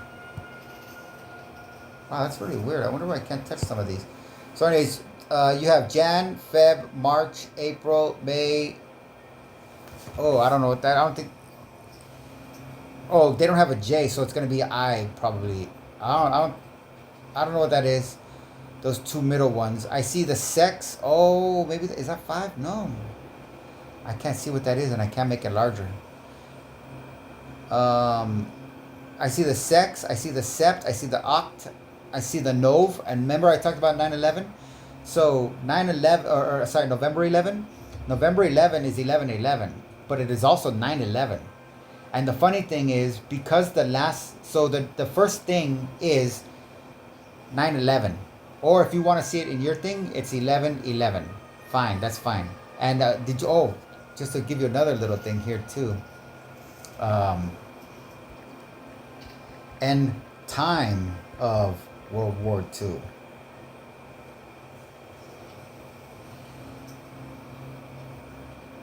Oh, my bad, World War I.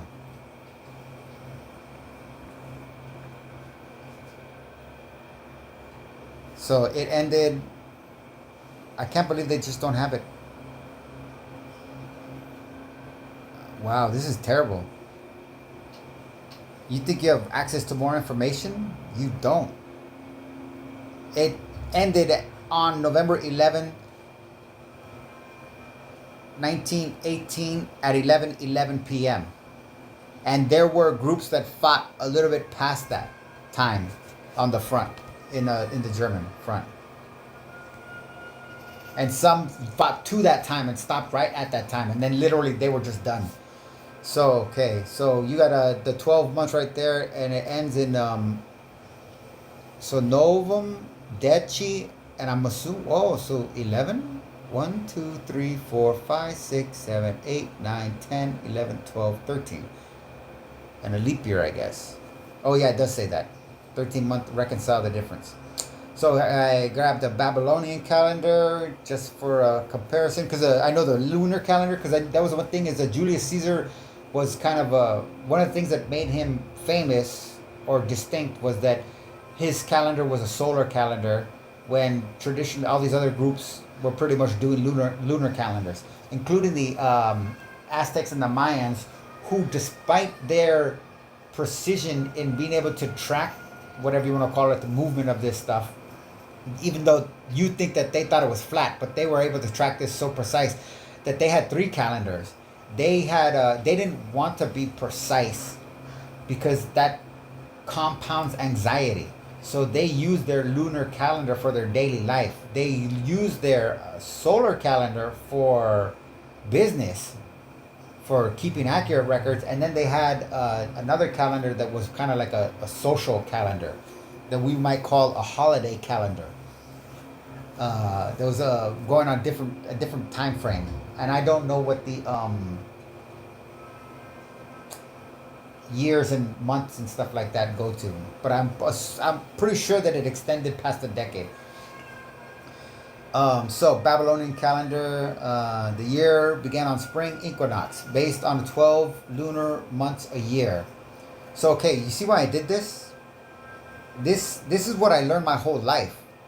That the emperors put in July. Well, I didn't learn this actually. That we added January and February. I didn't know that. I learned that we added July and June for Julius Caesar, or in August for Julius Caesar and Augustus, Octavius. That's what I learned my entire life, and that changed the date, the number of the months. So when I was just recently, when I was going through something else, and I was looking for a Julian calendar to compare with the Gregorian calendar.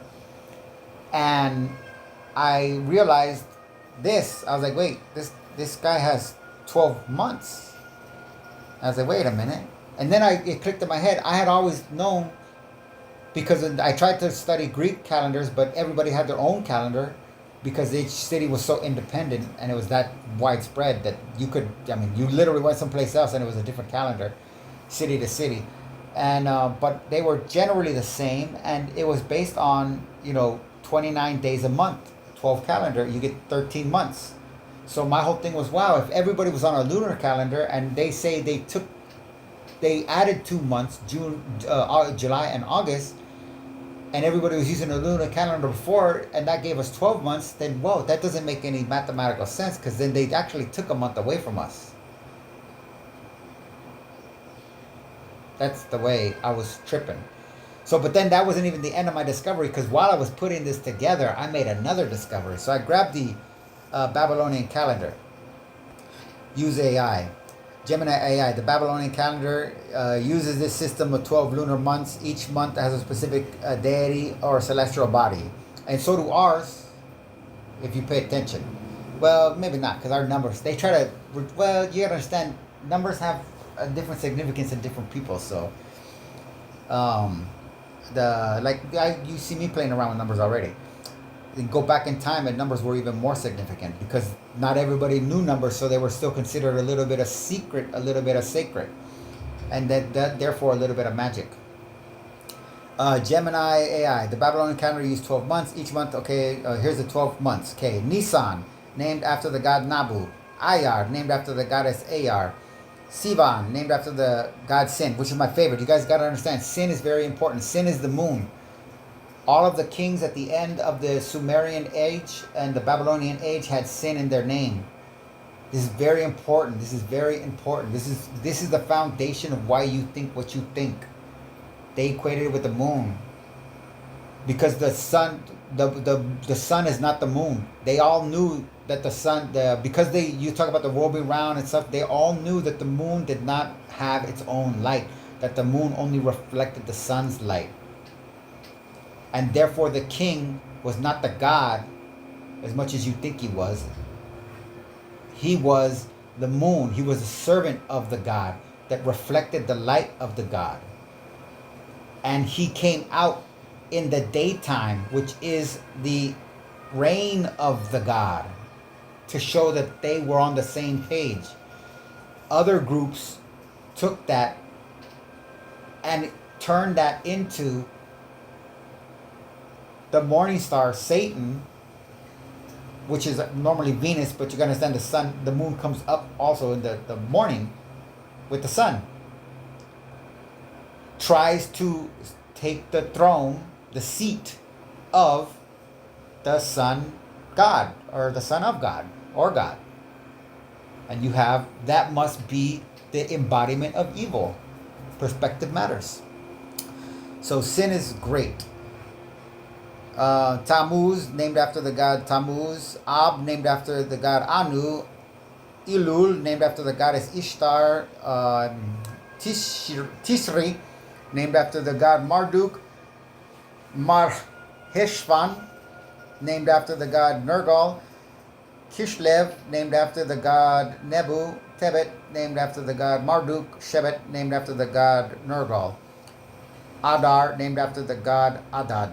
Please note that the Babylonian calendar was a lunar solar calendar, meaning it was based on both the lunar and solar cycles to keep the calendar aligned with the solar year. And intercalary month was added periodically. That's from Gemini AI. Okay, ready for this one? And then this is what I learned when I was putting this together. I'm just on a whim. I was like, you know what? I got the Julian calendar. I might as well just get the Hebrew calendar. What in the hell do you think I discovered? I didn't think, they know this. They're not going to be shocked. If you know this, you won't be shocked either. But I was freaking shocked. Don't get me wrong, I know the history. I didn't know this. Same months. Nisan. Instead of an AR, ER. Sivan, same thing. Tammuz, same thing. They switched the B for the V. Ab, which is a very common thing. In Spanish, you have a word like growing up in LA, there's a lot of gangs right here, and I was raised in the Mexican community and in Mexican gangs and tagging crews. And in the gangs, you have they tag. We have tagged the word neighborhood. So you want to put like your gang, whatever it is, like bad boys. There's actually a gang called Playboys. So you Playboys, okay?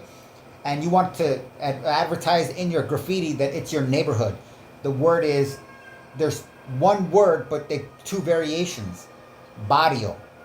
But because that switching of the B and the V, some gangs put Barrio Playboys, or some members can put Barrio Playboys or Barrio Playboys. Okay? So that's an interesting thing right there. So then Elul, same thing. Trishi, same thing. Theirs is they take off the Mar, so theirs is just the Heshvan. Kislev, same thing. Tevet, they switched the V and the B. Same thing. Shevat, they switched Shevat, they switch it out. Adar, the same thing. Okay. Now we'll go like this. We're clear that Babylon. Well, we're getting to that. We're pretty much clear that Babylonian culture definitely precedes even the faintest extension that Jews could do for what they want is 2000, because they, by their own dating, they put Abraham at 2000 and they claim that he's the first Jew. They do not count anybody prior to Abraham as Hebrew or Jew. So and they date him to 2000 BC. And there is irrefutable. We're going to get into, there's, Babylon is definitely. So Babylonian, again, we know for a fact that the Babylonian months are named after Babylonian gods. Just chew on that, okay? They've had, if their timing, if Jews' timing is accurate, as they say it is, and they put themselves as far back as, now that technology has advanced, they've had to change the numbers up, and they've now say that they were, the Exodus happened after Ramses the Great. So you understand, prior to the advent of publishing, the rabbis taught that it was during the reign of Thutmose III, which was the largest extent of the Egyptian empire that went all the way into Syria, pushing towards Anatolia, and into Tunisia, and all the way down to Nubia. It never got into Arabia. The Persians didn't get Arabia. Romans didn't get Arabia. That's a very important detail for all of this stuff. Militarily, they couldn't conquer Arabia, but it got conquered. We'll get into that. You're going to say, no, they conquered everybody else. The rule of reversal, baby. So, as a matter of fact, the rule of... when I get to 2 hours, I'll stop and I'll just do another one. I'll continue through. That's gone fast. So, anyways, we know for a fact. So they've had... If the Jews want to push it to the very, very back to 2000... And we'll say that they give their calendar to, and now but now they say Moses is after. So then Thutmose, and that's where they get the name Moses. That's the other thing, they want to get him away, and they put him to Ramses, because the other thing is Ramses is the same as Thutmose. Thutmose is Tut and Moses. Moses is drawn from the water, which is another thing of being born. The water, birth, water. That's what it is. So Thutmose is born from Tut, Thoth. Or, which is the word we get our word thought, mind. Ramses, because the Egyptians didn't have vowels, Ramses is actually Ra-Moses. But they just spell it differently so that they could associate Moses with him without people realizing that Moses is an Egyptian word and name. And they say that Moses... The entire story is that he is put in the river and drawn out of the river, and that his name means to be drawn out. And they try to deflect away from the association with birthing sometimes, because they know the Egyptian significance. And so I'm saying all that because look, they know that these are Babylonian months, which means these are Babylonian gods. This is their language. Apparently, that's what they say. They say this is Hebrew too, right? And that's another thing too, right? That's very interesting. Because quote, now if any nation ought to be allowed to claim a sacred origin and point back to a divine paternity, that nation is Rome. For such is her renown in war that when she chooses to represent Mars as her own and her founder's father, the nation of the world accept the statement with the same equanimity with which they accept her dominion. But neither gods nor men sheltered her or her babes from the king's cruelty. The priestess was thrown into prison. The boys were ordered to be thrown into the river. By a heaven-sent chance, it happened to be the Tiber was then overflowing its banks, and stretches of the standing water prevented any approach to the main channel.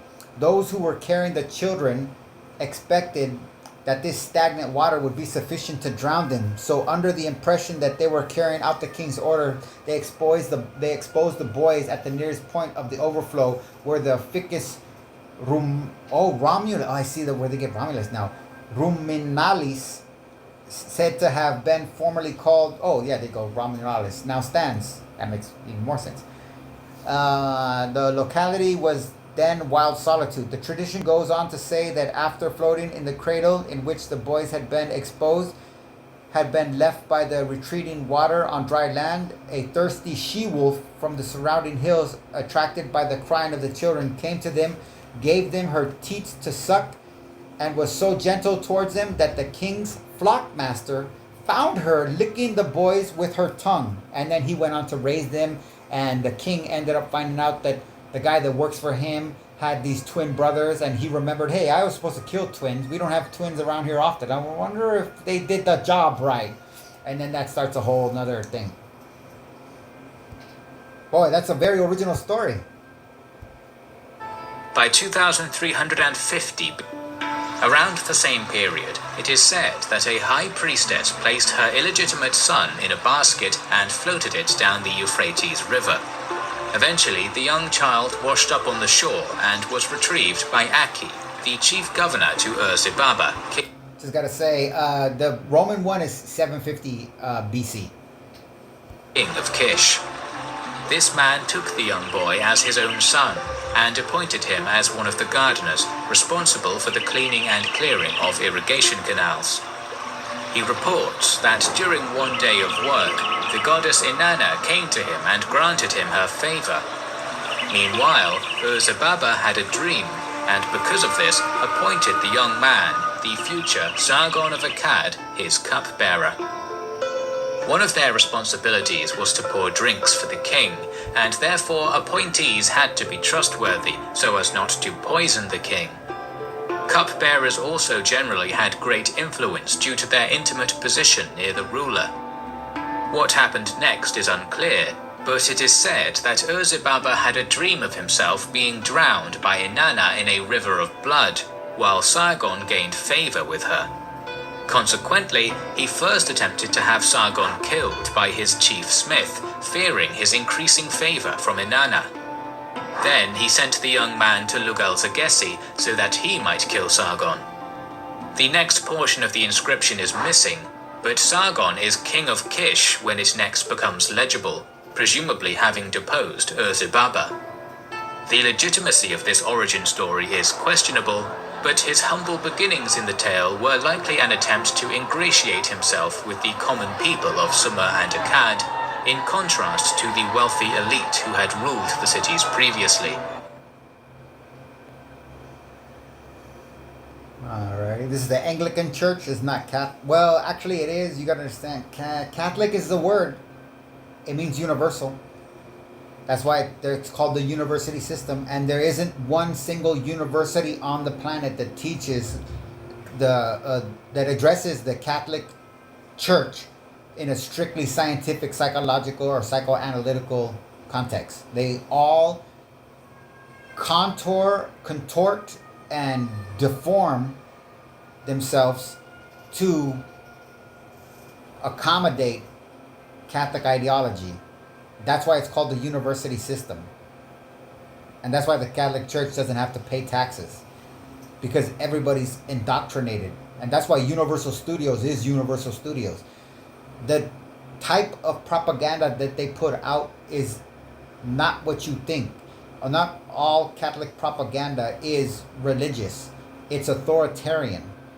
It's a hierarchical structure. It's a male-dominated, chauvinistic, women sexualized. The Catholic Church, you gotta think on this too. The Catholic Church doesn't make money and wealth, which we obviously see it has an interest in, by conquering the causes of what we consider to be deviant behaviors. Like Carl Jung went about addressing what would amount to deviant and destructive behaviors. Okay? And he made money off of it. But his thing was to eliminate them so that he can move on to the next person. The Catholic Church is to amplify them so as to create a distinction and say, look at me over here, I'm so much better than them. What side do you want to be on? And all this glitz and glamour. You know, these guys are pretty much dressed in drag right now. Literally. What freaking grown, adult, machoistic, modern man wears this stuff? These are, they want to ascribe something to it so that you obey on any level. Anything you concede, father, sir, clergy, religion, doctrine, dogma, tradition, anything you concede to them, which is a completely made up, neurotic, freaking concept, production, you are sacrificing a component of your psyche. You have to use a part of you in order to conform to their narrative. 0.1 degree. They're sick, they're demented. That doesn't necessarily mean they're all bad. No, but they are all sick and they are all demented. I am schizophrenic. I do not talk to gods, spirits, devils, ghosts. I projections. I don't. I talk to myself. Yeah, I do that all the time. I talk to myself like this sometimes if I'm trying to work something out. But that's you could call that crazy all you want. I'm in good company with that. Trust me. So don't concede. That's kind of my whole point. Where I'm at. 10 minutes. All right. So, quote: when in ancient Babylonia, you wish to overcome your enemies, you went to the shrine of the fire god, and with awful rites, the priests pronounced incantations which have been preserved on bricks and handed down for the use of modern churches. Quote: pronounce in a whisper and have a bronze image therewith. Commands the ancient texts and runs on with many strophes in this fashion. Let them die, but let me live. Let them be put under a ban, but let me prosper. Let them perish, but let me increase. Let them become weak, but let me wax strong. O fire god, mighty, exalted among the gods, thou art the god, thou art my lord, etc. This was the heathen Babylon, some 3,000 years ago. Since then, the world has moved on. 3,000 years of war and peace and glory, of hope and work and deeds, of golden schemes, of mighty voices raised in song and story, of huge inventions and of splendid dreams. And in one of the world's leading nations, the people stand up and bare their heads and sing to their God to save their king and punish those who oppose him. O Lord our God, arise, scatter his enemies. I don't know what the beat is, I'm just making it up. And make them fall, confound their politics, frustrate their knavish tricks. Boy, this has got to be white. On him our hopes we fix. God save us all. I guess it's something like that. Recently, I understand it has become the custom to omit this stanza from the English national anthem, but it is clear that this is because of its crudity of expression, not because of objection to the idea of praying to a god to assist one nation to injure another, for the same sentiment is expressed again and again in the most carefully edited of prayer books. Abate their pride, assuage their malice, and confound their devices. Defend us, thy humble servants, in all assaults of our enemies. Strengthen him, the king, that we may vanquish and overcome all his enemies. Remember, 1%, people. There is none other than there is none other that fighteth for us, but only thou, O God. Prayers such as these are pronounced in every so-called civilized nation today. Behind every battle line in Europe, we may see the priests of Babylon, of the Babylonian fire god, with their bronze image and their another wooden crosses and their ancient incantations. You might see magic spells being wrought. Oh yeah, pray for the bullet. They really do pray for bullets. Jews write on their bullets, and they pray for them too. For I'm sure the Muslims do it too. Don't get me wrong. Magic standards sanctified. Magic bread eaten, yep. Magic wine drunk, yep. Fetishes blessed and hoodoos lifted. Eternity ransacked to find means of enticing soldiers to the mood where they will go in. The Prophets of Religion, Upton St. Clair, 1917, Book 2, The Church of Good Society, the Babylonian Fire God.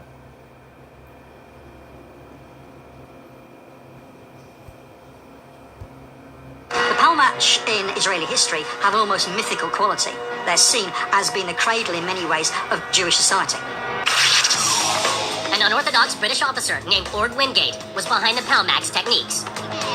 Ord Wingate was a man with great if unconventional military talents, who he put at the disposal of the Jews when there was no state of Israel. Wingate's philosophy was simple. Attack. He taught the black arts of commando warfare. Sabotage and hit and run were his stock in trade. The Palmach trained to attack even when you are defending.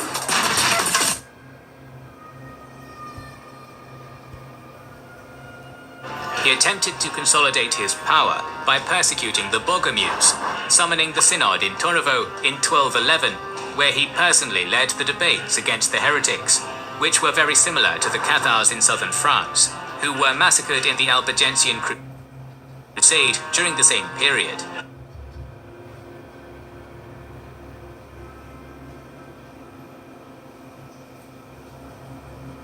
The Cathars were an extreme version of the Bogums who believed women to be equal to men and refused the idea of marriage. So they killed them for that.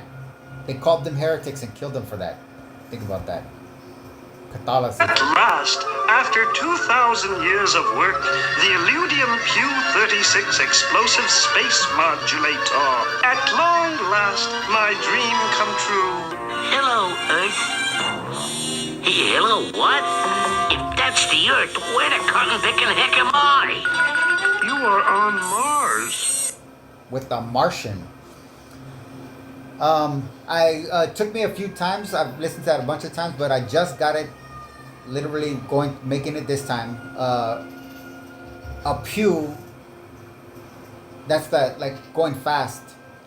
32, so it's like one. It's making a joke one off of the uranium 32, which for nuclear power, because the nuclear age had already kicked in at this point.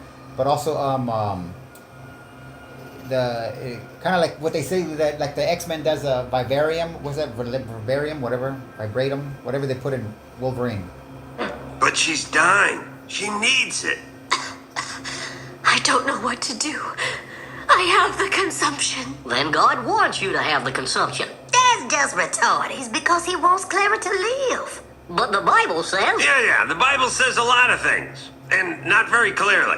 We ain't saying your interpretation is wrong, but perhaps the Bible isn't a set of strict rules, but rather a guide to help each of us define our personal relationship with the Lord. I never thought of it that way. I guess that is possible. Enough fucking talk! In the name of God! But... Jesus! This wasn't part of the plan. We agreed no one would get hurt. Holy shit! Bob the cucumber's gone crazy! Is this crazy? No, please!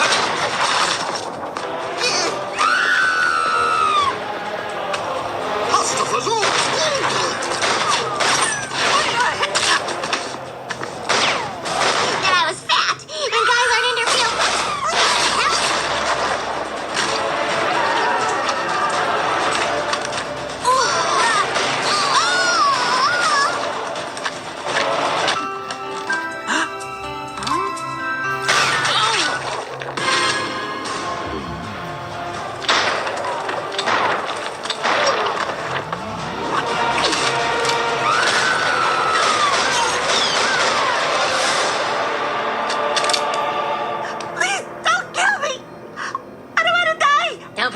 Waldor. I saved them all from going to hell. And now, I will save your soul too. I'm cured. Cured me of my psychosis. I no longer cling to the comforting belief in an all-knowing power. Oh dear. Did I do this? Actually, I'm just going to push on through.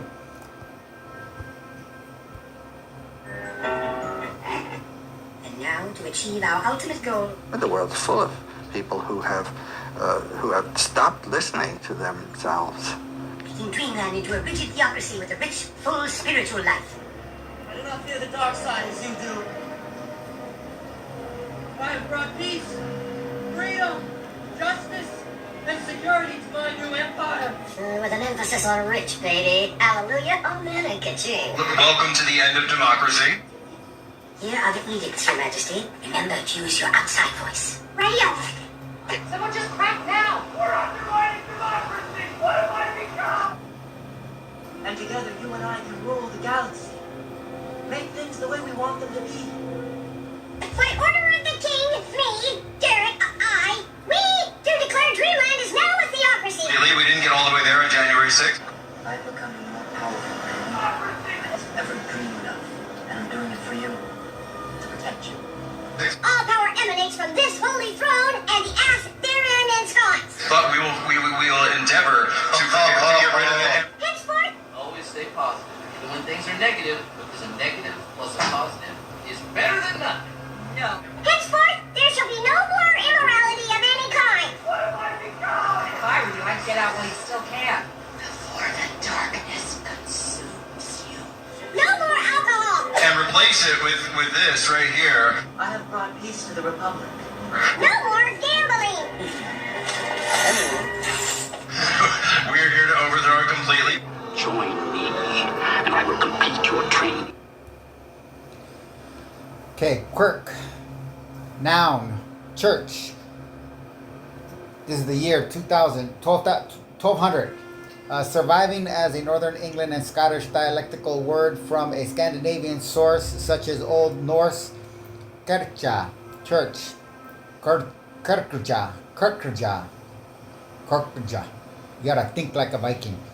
Kirkja. Hence Kirkland, churchland. Etymology online. We'll go here. Many times, the whole country's a fortress. When I first heard this story, I still had the same gut instinct that I did initially. I find this very hard to believe. I've been to that Gaza border. You cannot go 10 feet without running into a 19-year-old with an AR-15 or an automatic machine gun that is an IDF soldier. Right? The whole country is surveilled. And so let me just kind of go through this. We don't talk about Israeli politics very often, and most Americans don't know this. The last 9 months, Israel was on the brink of civil war. It's not an exaggeration. This judicial stuff, there were hundreds of thousands of Israelis taking to the streets because Bibi Netanyahu was basically redefining the Israeli constitution. That's not an exaggeration, right? He said the judicial branch has too much power. There were protests planned this week against Netanyahu, where they anticipated tens of thousands of people to take to the streets. That's all gone, Patrick. Netanyahu now has an emergency government and a mandate to lead. I'm not willing to go so far that saying that Netanyahu knew or there was intelligence here. 6 hours? I don't believe it. Israel's the size of New Jersey. When I took a helicopter ride from Jerusalem to the Gaza border, it's 45 minutes. Wow. 6 hours. They're live streaming the killing of Jews. Did somebody in the government say, stand down? Church. Noun, Old English. Cerise. Circe. Place of assemblage set aside for Christian worship. The body of Christian believers. Christians collectively. Ecclesiastical authority or power. From Proto-Germanic. Kirika. Source also of Old Saxon. Kirika. Old Norse. Kirkja. Old Frisian. Zerke. Or Zerka. Mid-Dutch. Kirka. Dutch. Kirk. Kark. High German. Kiriha. German. Kirche. At the same source. See, Polly, you think you've just taken on the trappings of religion. But once you start kneeling and praying, it's hard to get back to standing and thinking. In the real world, Circe or Kirke in Latin, because it's only a hard K sound for the C. Beautiful enchantress of the Isle of Ea, who transformed into swine those who drank from her cup. Yeah, it was that through my dyslexia, Odysseus. Late 14th century, from Latin Circe, or Kirke, from Latin, Kirke, that's hard K. From Greek, Kirke, related, Kersian, fascinating, but depraving, 1640s. They say it was 1400. No. Oh, it's amazing that you mentioned the number because October 7th. I didn't make it up. No. You were right. October 7th, the first number that came out was 1,400. Right. Then it was revised to 1,200. Then the final was 1,129. 373 of them were civilians. Right. 56 of them were military and police. Quote, of interest furthermore is the fact that on Mount Kirkeo itself stands the ruins of a Roman temple supposed to have been dedicated to Kirke, the sorceress who not only transformed Odysseus' men into swine, but also introduced the great voyager himself to the cavernous entrance to the land of the dead. Quote, The Mask of God, Primitive Mythology, Joseph Campbell, 1991, Part 4. And the land of the dead, baby, is where you're at if you're in America. Well, actually, where you're at right now. If you're in a constitutional republic democracy, that's a corporate state. I don't get into that in here, but chew on that. Why do you think the number came down from 1,400 to 1,129? Because it was inaccurate. No. Why? According to Israeli official, because so many bodies were so burned and so stuck together, they could not distinguish the fighters from the Israeli hostages. Right? So that much fire that burns the body that much, do you think people with machine guns on motorcycle have that kind of fire? No, that was the firepower of tanks and Apache. And according to Israeli witnesses, Israel was a lot, according to Hannibal Directive, if people would like to actually look that up, Israel actually killed many of those hostages on the way out. As a matter of fact, one of the soldiers said, I saw a car running back to the borders and I know that there were hostages, so I thought of killing everybody instead of taking them hostage. And that is so effective. You understand what the soldier said? He's just like, okay, if they are dead, there's no hostages, there's no rescue effort, so now I have saved one shift. This is amazing. Basically, like their idea of not negotiating with terror does not have anything to negotiate about.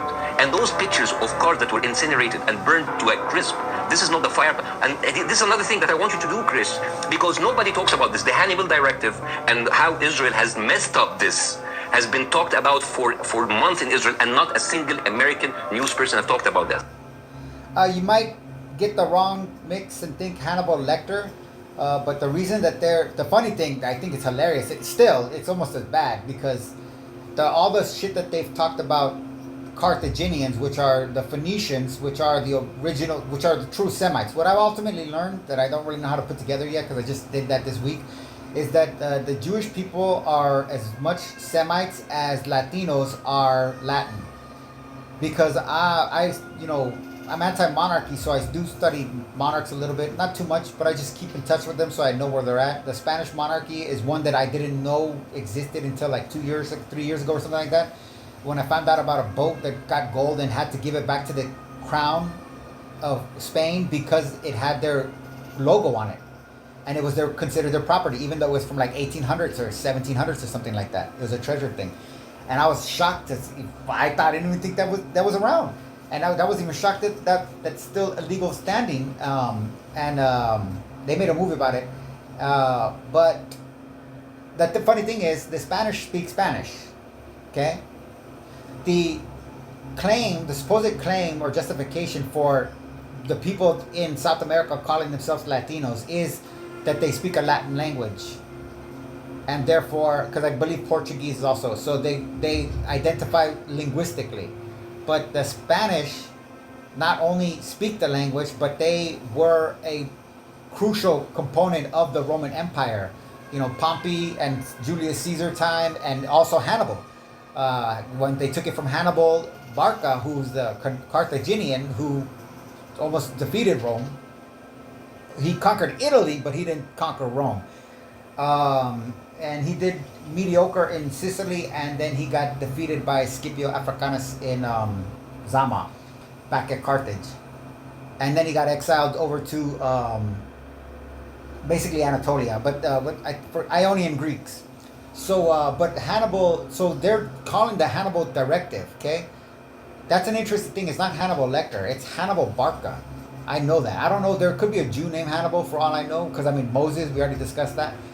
And Seth, if you really want to get into Seth, Seth is a god in Egyptian mythology. And he's often associated with the donkey-headed god. That's not exactly what he is, but that's what the novice people, when they see Seth, they think that he's got a donkey head. Which is not lost in Jewish mythology, if you want to call it that, or religion, or whatever you want to call it.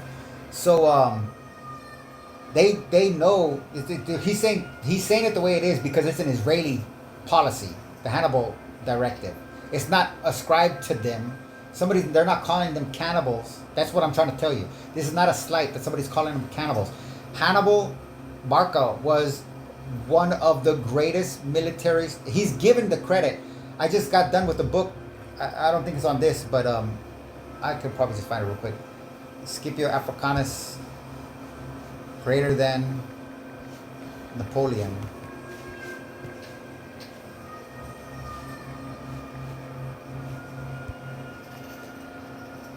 I did this 5 times in audiobook. Oh, that's fine. I'm not going to do it here. But anyways, you get it right there. So, and it talks about how, Scipio, he's lost, but he never lost a battle. And he defeated Hannibal. But Hannibal is still generally considered to be the top military strategist of all time, even greater than Alexander the Great, because of the forces that he was going up against. Alexander the Great was going up against people that had no chance against his Macedonian and the other. He had Spanish with him too. And that whole thing about David with the sling, man, you go all the way back to the Egyptians when they were fighting in the Battle of Kadesh, which is the oldest battle on record, and that's in the time of Ramses, and that's why they made the movie with Christian Bale and tried to associate the Exodus with that, but they are already backtracking from that, which they did off of the Disney Prince of Persia or something like that, Prince of Egypt, and also that was also based off of Cecil B. DeMille's something like the 10 Commandments, where he used Ramses for the first time. Because again, before that, everybody was doing Tutmosis. Because why? They wanted to extend themselves as far back in time to legitimize themselves in a narrative. And so Tutmosis was so super great and so powerful that they wanted to associate narcissistic personality disorder. They did that instinctively against their better judgment, you could say. And as time proceeded, they got caught in a lie. So the first time they tried to adjust the lie was with Cecil B. DeMille, and they tried to project to the entire world, oh no, we always said it was Ramses. But then as time proceeds forward and Ramses turns out to be the longest living pharaoh of all time, and he lived to be in his 90s and he reigned for like 70 years. If there is a God, he's got a funny sense of humor when it comes to Jewish lies. So now what they're doing is they're saying that it's after Ramses. There's a pharaoh that like 2 pharaohs after Ramses. When at the collapse of the Iron Age, because that's when the Hittites also started to go down. But that's not really because about a century later they were gone. But because they're putting themselves. They wanted to be at the height. Now they're putting themselves in the most obscure period when the states were all in all of the major states were in some sort of catastrophic mayhem because of environmental changes, and the environmental changes in other places affected the supply chains for shit that they relied on for centuries, if not millennia.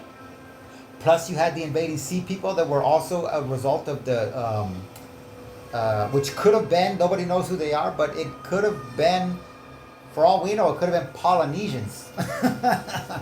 But who knows? I like that idea. So this is back to the song that just so you get that's actually their thing. Religion is a very vague word, and it's used for so many different things. And if we will agree to use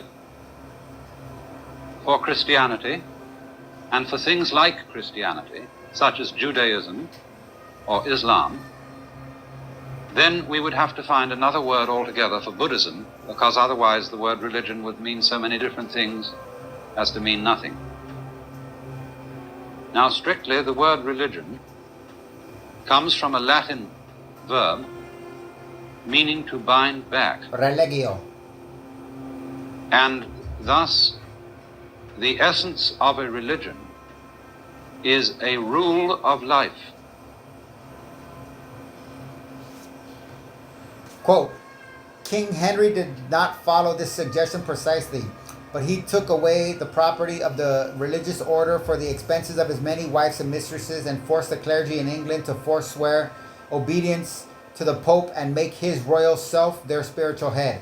Now they're talking to Catholic clergy. This is when there was only Catholic over there. Protestant ain't a thing. Actually, he's Henry VIII. I think Protestant's a thing. Because he messes around with Borgia. That's one thing I found interesting. So 1492 was Borgia. He's the one that signed the decree institutionalizing by divine decree, according to the Vicar of Christ, the enslavement of all colored people around the world for the white man. Many wives and mistresses. This was the beginning of the Anglican Church as distinguished from... I should just shut up and read. The beginning of which the Anglican clergy are not so proud as they would like to be. When I was a boy, they taught me what they called church history. And when they came to Henry VIII, they used him as an illustration of the fact that the Lord is sometimes wont to choose evil men to carry out his righteous purposes. They did not explain why the Lord should do this confusing thing, nor just how you were to know when you saw something being done by a murderous adulterer, whether it was the will of the Lord or of Satan.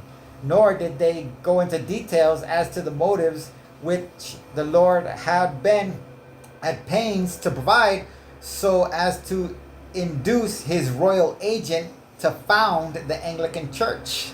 That's so much, you could have that yourself. So Prophets of Religion up to St. Clair, 1917, Book 2, The Church of Good Society, Church History. We speak with sort of derogation of the nature religions. You see, with that fallen, the God in nature was regarded as corrupt. There's a bit for you that corrupts the whole world for us. And every spontaneous act is sinful because nature is corrupt and has to be corrected, must not be yielded to. You get a totally different civilization.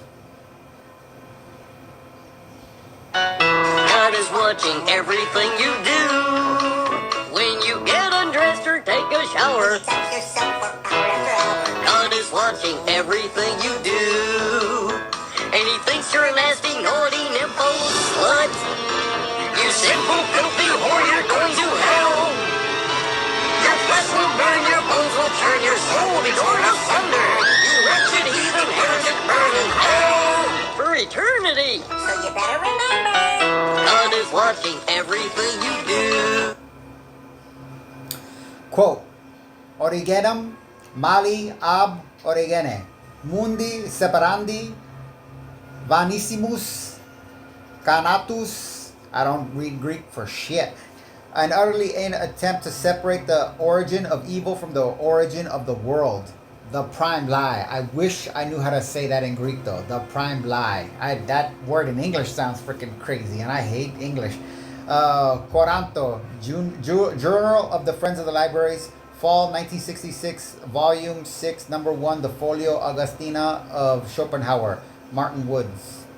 Just to give you a little context of where we're going here. I could tap this one. Here we go. So our focus is going to be, our focus is our focus, okay? So if my work doesn't accommodate your focus, then my work sucks. It's not you, trust me.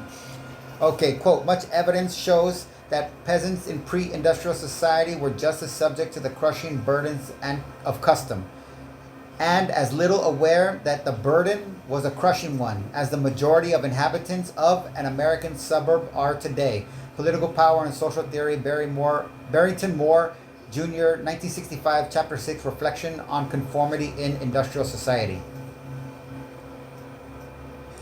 Don't you think that Americans, modern Americans, have rejected this idea, this Indian idea, this ancient idea of nature as revealing the divinity because it would have kept us from achieving dominance over nature? Yeah, but that's the biblical condemnation of nature that they inherited from their own religion and brought with them. God is not in nature. God is separate from nature, and nature is not God. And this distinction between God and the world is not to be found in basic Hinduism or Buddhism either. Quote, in North America alone, it is estimated the British Empire killed more than 50 million indigenous people between 1492 and 1900. It's not just indigenous peoples who were killed by the British. According to estimates by Tharur, 35 million Indians, and that's the white one, I think. No, Tharur might be Indian. I don't know. I've heard other things. 35 million Indians were killed by British policies in the aftermath of several famines. Interesting. I wonder if Britain is accused of using famine to kill any other demographic of people that they don't recognize as being killed by them intentionally in a famine. Still to this day, even though the rest of the world knows, nah, it's the British. Why would they lie? They're even more civilized than the Jews. While it's impossible to know exactly how many people were killed by the British Empire by 1914, estimates range from tens of millions to upwards of 100 million. The true number will likely never be known. But AI is gonna fucking give you a run for that. But what is certain is that the British Empire was responsible for the deaths of millions of people during its time. The British Empire was built on sweat and blood. Over the centuries, the British military has been involved in wars all over the world in order to protect the... See how the language? That's how I know they're fucking delusional. This is neurotic. Everything they just got done saying, we know where England's at. It's not all over the world, but they're all over the world protecting the British Empire and its citizens from invaders. Don't get me wrong, I know they were invaded. During when they were England, but I don't know about during British, when they were Britain. The British Empire provided stability and prosperity to the world by all that mayhem, and many countries have established democracy as a result. I didn't get it. You know what? I'm gonna find it. Don't know what I'm gonna say it. I'm gonna add on to this. This is just a rough draft, so I'm just gonna keep going. I'm going to do this again. British Empire, the history of the killing millions. Patricia Smith, historic Cornwall, December 11th, 2022. There's an ad right there. My fellow Earthicans, we enjoy so much freedom, it's almost sickening. We're free to choose which hand our sex monitoring chip is implanted in. And if we don't want to pay our taxes, why, we're free to spend a weekend with the pain monster. See you April 15th, folks. Kill the fireworks guy.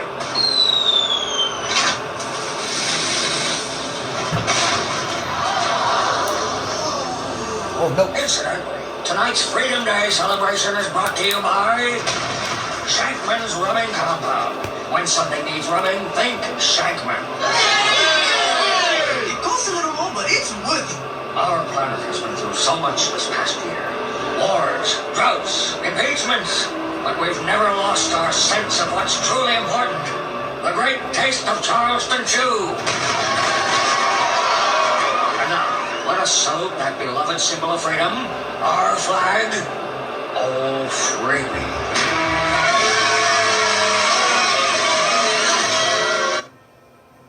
Actually, I gotta do that. Made me think of something else. Then the U.S. flag progression.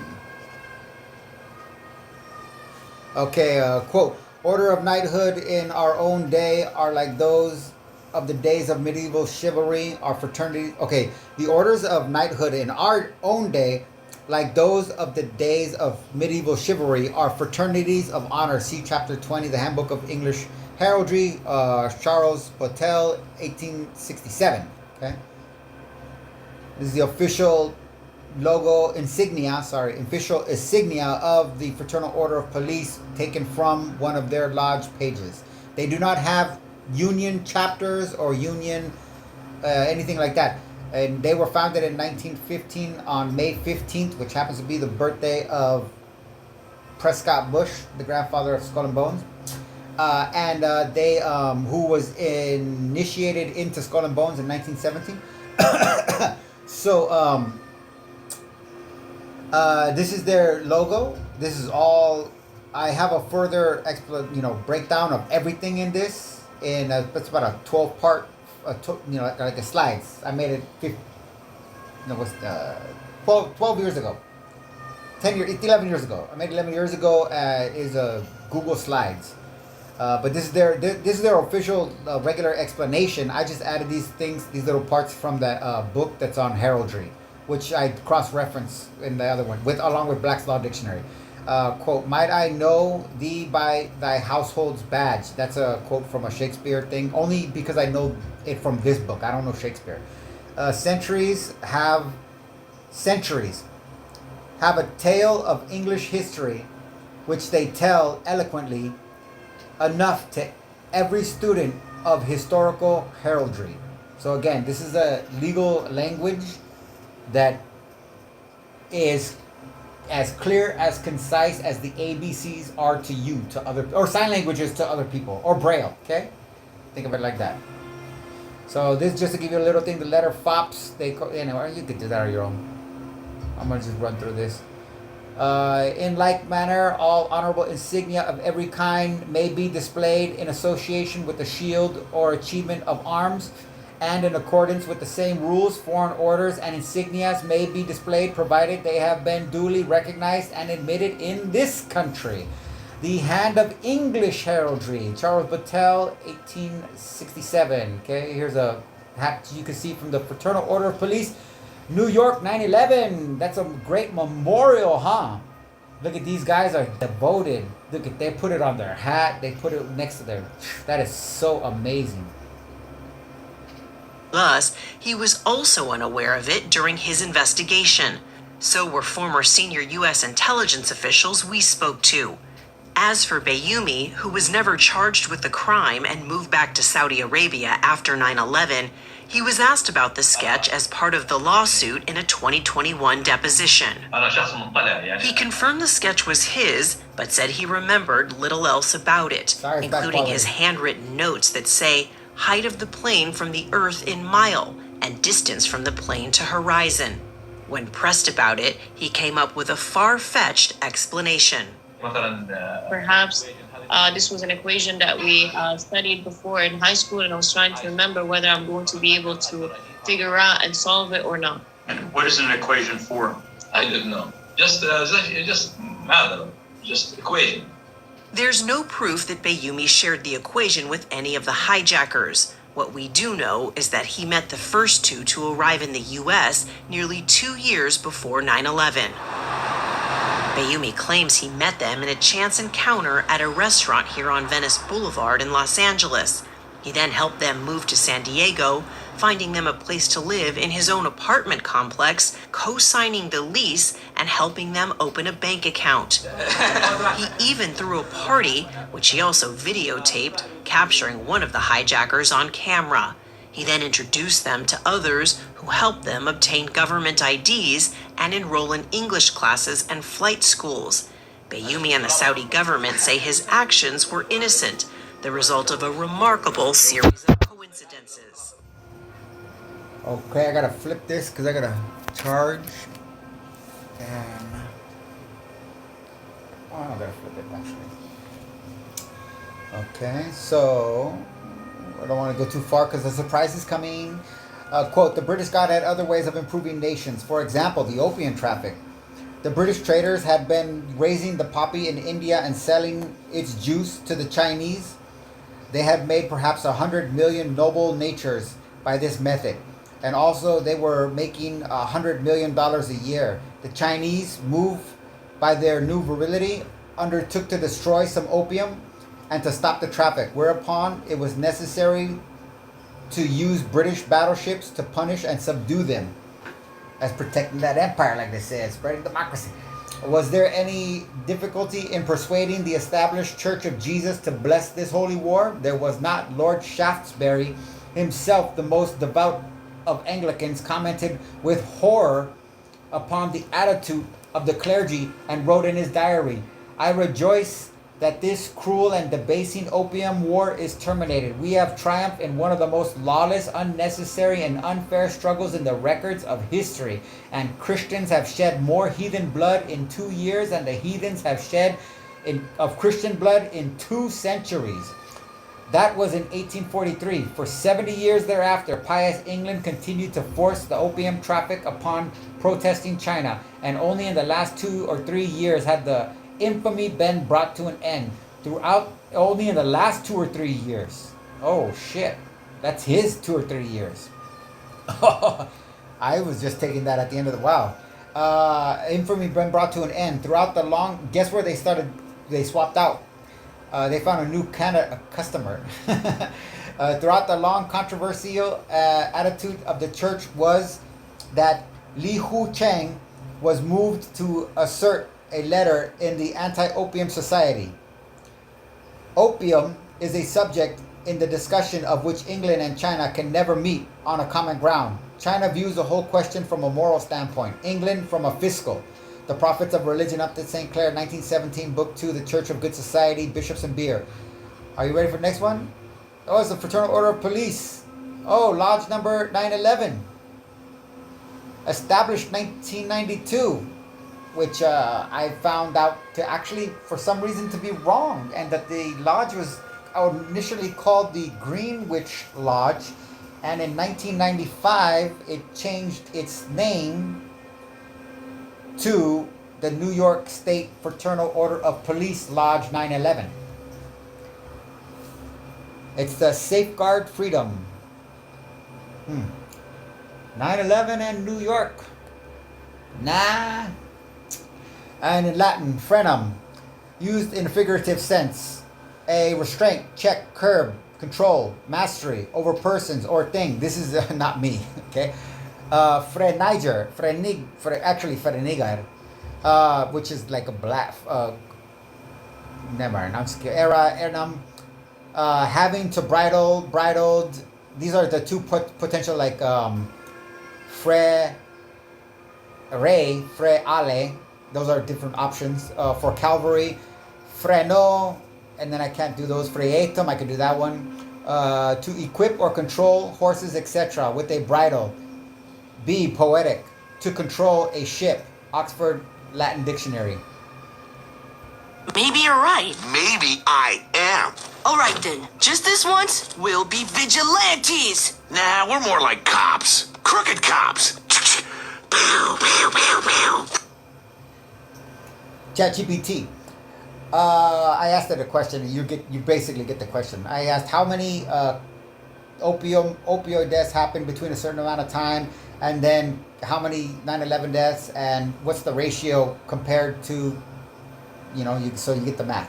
Okay, number of opioid overdose deaths between 1999 and 2017, 399,230. Number of deaths in the 9/11 attacks, 2,977.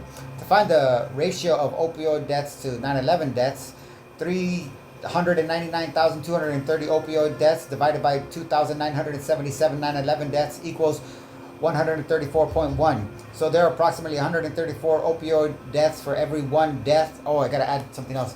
Every one death in 9/11. The crowd. Eiffel Tower. 50 people died from an accident in this book, and the whole nation. 50 people died in a boat or something like that, in a boat crash, and the whole nation went in a thing. And it turns out that something like 300 boats typically crash a year. And it just happened to be because of the sensationalism of the news. That was the beginning of the news era. Fraternal Order of Police. This is Lodge 9/11's logo. I gotta do the Rampart Lions for heraldry. Rampart Lions. Alrighty. Okay, quote, the Sackler family, I like to add in there that they're Jewish and English, but Hungarian. I'll just do real quick. I'm gonna pause. Okay, so just so you can see here, the Order of St. George. So the Sackler family are Hungarian, but they have a window in Westminster Abbey named after them, and they are basically now, they were in the UK and the US, but now because of all this controversy, they're primarily over there. But just for some context, here you go. And there's something wrong there. Order of St. George.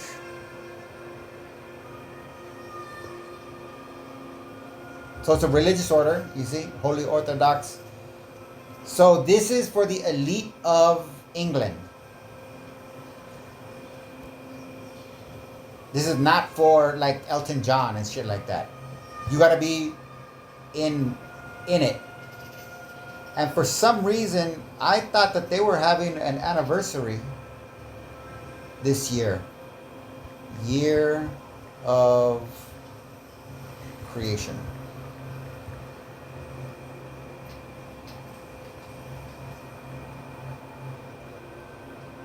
Oh, here we go, right there. See, I knew it. So this is their 700 year. Oh, that's 8 December 2020. My bad. I'm behind the times.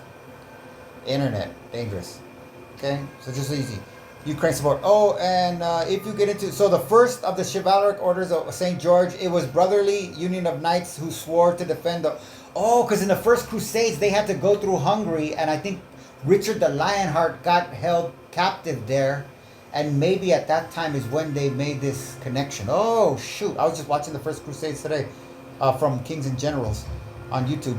Excellent. So you see this Hungary, okay? But now it's pretty much England is the one that's picked it up. Oh, look at this. To facilitate this, the Septcentenarian Council has been established with the aim of having representation for all of the active orders of St. George. So the 7th Century Council, the Septcentenarian. Look at that. We got to do that together because I didn't read that whole thing. I just knew it was the anniversary. Okay, so that's the Sackler family. The Sackler family, a sprawling and now feuding transatlantic dynasty, is famous in cultural and academic circles for decades of generous philanthropy towards some of the world's leading institutions, from the Yale University to the Guggenheim Museum in the U.S. to the Serpentine Gallery to the Royal Academy in Britain. But what's less well known, though increasingly being exposed, is much of their wealth comes from one product, Oxycontin. The blockbuster prescription. Blockbuster is an interesting word. This is the Guardian UK newspaper. I guess it's not a newspaper anymore. Blockbuster prescription painkiller, first launched in 1996. Okay, just food for thought here too. This is currently there are 6. Oh, I might as well put that too. First Catholic Justice. First Catholic Justice was under Taft, who was the first Skull and Bones president. So this helped me realize that Skull and Bones is essentially an extension of Catholic, basically mafia, if you want to call it that. It's a mafia. I call it the Anglo-Saxon mafia, but you could call it Catholic. So these chief justices, I'm putting this out here for this because so you see, what is the first thing that they did as soon as Biden was out is Biden was still in office, I think. They went, and Biden's Catholic too, so was Fauci. So they went out of the blue without anybody bringing a case before them. They spontaneously reviewed Roe versus Wade and overturned it. Okay? And nobody has the audacity, because of the university system, to associate the concentration of Catholic justices in the secular U.S., or even if you want to call it Protestant, Christian Supreme Court for the most part, democratic at that, just out of their own free willy-nilly, breaking all precedents ever in the entire history of the Supreme Court and doing something that aligns perfectly along with Catholic doctrine and goes perfectly against democratic institutions that have made it that way. Okay, so food for thought. They did not; those justices, they didn't do anything about the opioid crisis with these guys, Sackler family. They didn't do anything about the banking crisis. They didn't do anything about pollution, cancer rates, health insurance, the prison industry, the drug war, legalization of cannabis. How many states have legalized it and have medical? Is it over 26? Because if it is, it should be going federal. They didn't do any of that. They immediately went for Roe versus Wade. The pill is stronger than morphine. and sparked the opioid crisis that is now killing more than 100 people a day in America and has spawned millions of addicts. It's also attracted a wave of lawsuits alleging ongoing deception about the safety of Oxycontin with the company. And they named it Oxycontin because oxytocin is a hormone love. That's not a mistake either. Again, when you understand, they're Jewish. When you understand the Jewish psychology of the narcissistic personality disorder, you understand everything that they do while they're doing it. And you understand what they're going to do before they do it because they have to do it. Just like I said, they picked Tutmosis because they had to pick Tutmosis based on ego, not logistics. They want to be so sure. And now what are they doing? As technology is breeding, they're trying to become as obscure as possible in order to make it say like, well, if we don't know, how could you know? I mean, it's our culture. Are you going to say you know Jewish history more than me? Boy, that sounds pretty anti-Semitic if you ask me. Okay, oxytocin, criminal cases, 2 branches of the family control Purdue, only 8 members. Make oxytocin, but unlike the company, none of the Sacklers are personally being sued over it. The drugs were delivered to distribution outlets in Chicago and Paterson, New Jersey. Taliban trouble. Heroin, by the turn of the 21st century, had become one of the world's most valuable resources, a resource that could generate over $100,000 billion a year in revenue. Without the white powder, there would be no black ops, no means of obtaining control of Eurasia, no way of molding the global economy and political relations. On January 27, 2000, a catastrophe occurred for covert activity when Mullah Omar and the other leaders of the Taliban announced their plans to ban poppy production within the Islamic Emirate of Afghanistan. This decision sent shockwaves through the U.S. intelligence community. From 1976 to 2000, the Afghan opium poppy harvest had grown nearly tenfold, climbing from 250 to 2,000 tons during the covert war of the 1980s, and then from 2,000 to 4,600 tons during the civil war of the 1990s. The country's economy had transformed from a diverse agricultural system based on herding, orchards, and 62 varieties of field crops into the world's first opium monocrop. Thanks to the Taliban prohibition, the opium poppy harvest fell from 4,600 tons in 1999 to 81 tons in 2001. The situation had to be addressed by the military-industrial complex. ASAP. So one important thing I got to point out to you here is the way that it works over there is that the planting season is in December. The harvest season is in March. Okay? So when March 2001 came around and the harvest was there, the Taliban, whatever was available for harvest, the Taliban was successfully able to destroy. And you see that in this graph. This is the United Nations. Did I have it already? Well, you'll see it later on. United Nations yearly report on drugs. So, you see they dropped it. Understand this. The Skull and Bones presidency of George Bush and Dick Cheney, 9/11 happens, not Lodge 9/11, but 9/11 happens where Lodge 9/11 is. So that, forget about all that, because it's the Fraternal Order of Police. They're the good guys because they're English, they're Anglophiles, and they're the police. So, you know what? They're very good. They're not Muslims. So, they're not in on it or anything like that. But they're part of it. And this system relies on cash, money, to make credit in order to create. Well, we'll get into that too. So, when this happened, this was probably the actual real reason that we ended up having a recession in 2008, just because of the amount of cash that was lost in a single year. Because that cash is compounded through the banks of London into infinite. In the EU banks, that's why Brexit happened. Because the EU has caps on the fractional reserve banking that their banks can do to prevent another collapse. But the London banks in the city of London that are not part of England, or they're not part of the UK, they're like Washington, D.C., they don't have those caps. They don't want those caps because that's what gets them like Putin's money is safe because it's in the Bank of London, the Bank of England. Sorry, it's in the Bank of England in the city of London. That's why he has the wealth that he has. If Putin's money was in Russian banks, he would be poor. He'd be like a cartel boss in Mexico. That's about it. Yeah, he'd be rich in comparison to everybody else. But once he's, and maybe to the some neighbors, but he wouldn't be able to go anywhere really.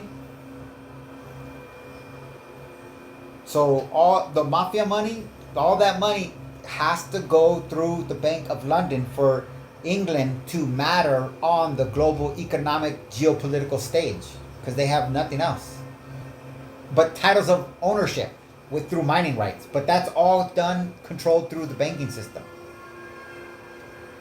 And the Taliban shut that shit down in 1 year. So March, again, no harvest in March. 9/11 happens in September.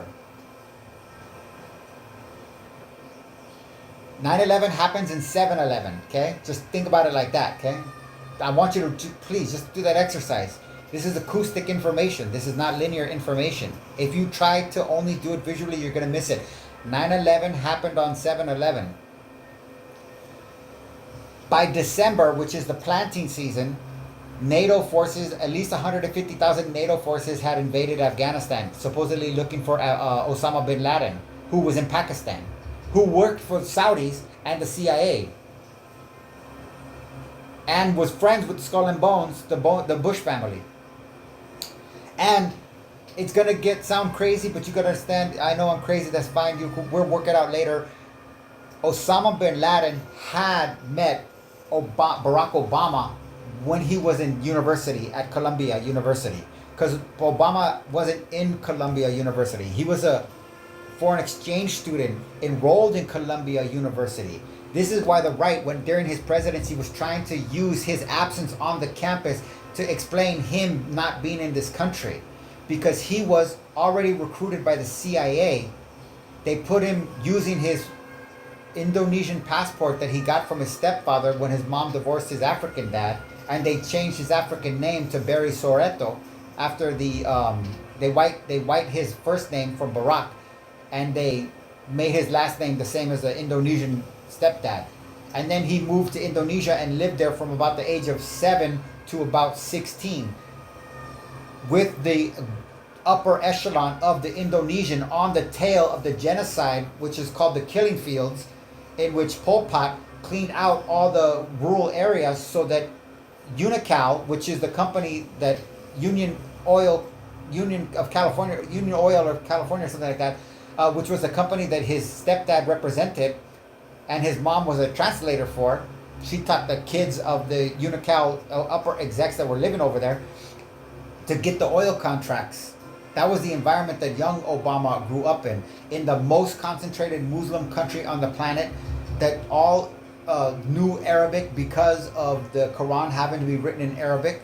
They all spoke Indonesian, which means that Obama, if he was smart, he might have picked up maybe 1% of each language. Call me crazy, but I think he might be intelligent enough to be able to speak both fluently. But that doesn't help him in the narrative that he's going as a foreign exchange student in Colombia to Pakistan in 1981 and 82, because they don't speak Arabic, they speak Pushtun. But lucky for him, there was a teacher at Columbia University that at least had a reason to communicate with him, who was from Afghanistan, who fled Afghanistan, whose name Khalizad. And also in Columbia University was a guy named Zbigniew Brzezinski, who's the man that actually convinced Jimmy Carter to start funding the Mujahideen and Osama bin Laden. Osama bin Laden wasn't the main leader, he was the main financier. The military leader was somebody else. But ultimately, you got to understand, Barack Obama was a CIA, just like that movie Zero Dark 30. Barack Obama was like that. He was recruited out of junior college, Occidental, because of his family ties. His grandfather is a high-ranking Navy intelligence, which is the creme de la creme of intelligence in America. The CIA is like the pubescent brother, and he's like the 27-year-old riding a motorcycle, the Navy intelligence. To pull strings. Barack's getting in trouble in Occidental. He's smoking weed and experimenting with coke. He's getting D's. They get him a scholarship to Occidental. They tell him, look, we're going to use you. We got you to use your passport and your name, Barry Soretto, to go to take cash, essentially, to the Mujahideen so that they can fight the Russians, and you're doing this for your country. So I guarantee you, they met. And if you understand Saudi culture, not Arabian culture, but Saudi culture, because the Saudis are a pirate family. They're the Trump family of Arabia. They've been trying to take over Arabia for like 300 years. And it wasn't until that's why I say Mao, it wasn't until the English came and needed a family that would turn on everybody else in their country and betray them and put a brown face on oil resources, that the Saudis became, or that Arabia became Saudi Arabia, and the House of Saud became a royal family. They were not a royal family before 1934. And Osama bin Laden was not in the royal family, but he was in the next family over. So you have like the Plantagenet family that ruled England, but then you have the Yorks and the Lancasters, the War of the Roses on the side, that kind of thing. So he was the bin Laden was one of the sides, but he was still considered like a prince, like a baron, like a duke. So in Saudi culture, again, not Arabian, because they're pirate people that were enemies with everybody and everybody hated them, their patriarchs, which they considered to be their chieftains, were always buried in unmarked graves so that they could not be, plagiarized or anything like that. Not plagiarized, you know what I'm talking about. Sabotage, pillage, there you go. So when Barack Hussein Obama, and Hussein is a good name, it's not a bad name. It's actually, he's not named after Saddam Hussein, we know that. He's named after the monarch of Morocco. Right now you have, actually, I don't know who it is. I think it's Mohammed right now.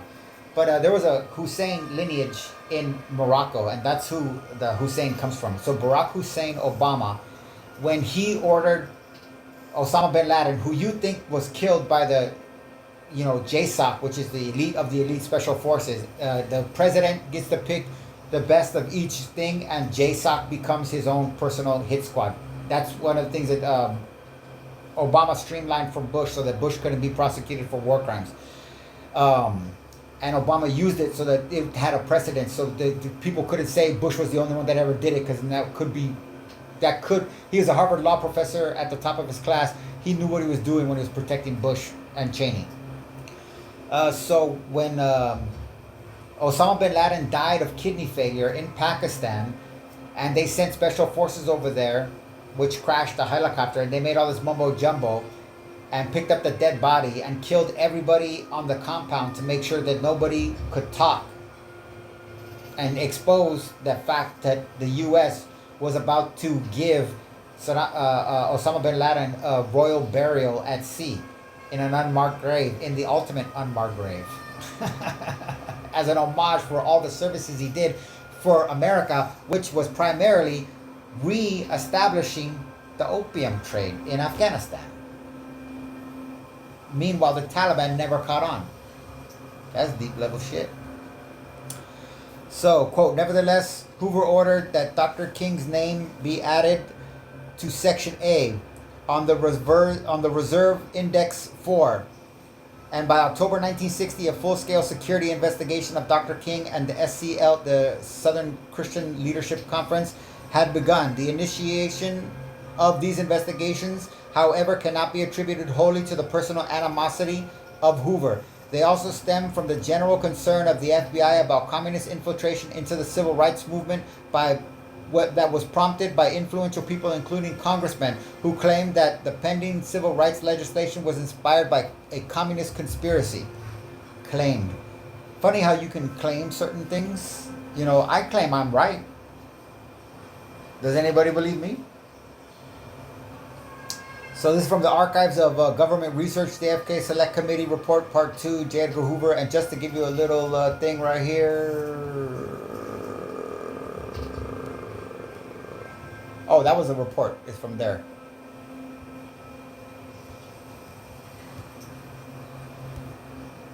Oh man, I think I got rid of it.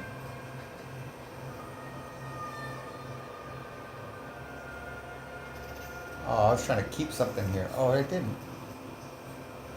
Oh, this is a PDF? World Drug Report. Oh, I did it here.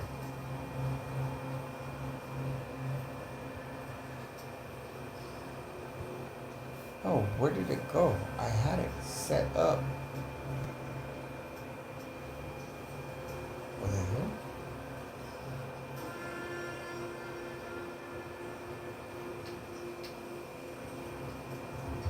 No. Oh well, I lost it. I thought I had a Masonic lodge lined up.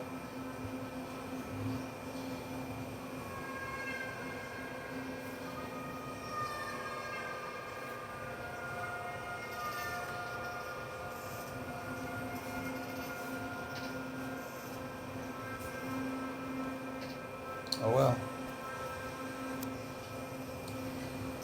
That celebrated Hoover because Hoover was they still celebrate him as a hero, as a patriarch. And that's why the FBI building is a temple under Hoover. And that's why nobody understood this, but I was saying this back in 2013. Once I learned that Jay-Z didn't write stuff, I understood why he named himself Jehovah, because that's people think that he's calling himself God. He's giving an homage to J. Edgar Hoover, because Jay-Z, what he did to the Black liberation movement was the most devious thing. The only thing that had ever demonstrated making progress in the Black liberation movement was not economics, it was not military, it was not striking, it was writing. Black writers were the primary fucking pain in the ass of the white supremacists. Not necessarily, and white supremacist doesn't mean white people. It's a white file. It's an Anglophile. It's just an Anglophilia. That's all it is. So this thing here hates black authors and put all of its resources together to prevent another Martin Luther King or Malcolm X, who were writers, not speakers. They were writers. They wrote their shit down. And Jay-Z came on the scene, followed by Lil Wayne, who Lil Wayne is now being exposed barely by the black community for being a complete fraud. Everything about his history about gangster shit is all freaking faked and staged in order to get them to be attracted to his image and lure them to see him as a role model and mimic him. And he was the second guy that came on and said he never wrote anything down. That didn't mean that the shit that he said wasn't written. Same thing for Jay-Z. But the example that they set to young black minds was that if you are really creative and you're truly authentic and you're really about it, you don't write shit down. Only bitches and white people fucking write shit down. Are you a bitch? Are you white? No. Well then put down the fucking pen and pick up the mic. Pick up the gap. And that's literally what we're seeing unfold. And you guys don't know the connection. But now you're starting to see the ties that Jay-Z has with Puffy. And what they've been doing the whole time is exactly what I said they were doing. They were just doing it way more deeper. I just thought they were just teaching kids not to write. That's evil enough for me. But now we find out they were just freaking raping everybody along the way too. So the aftershock of the raids at the Appalachian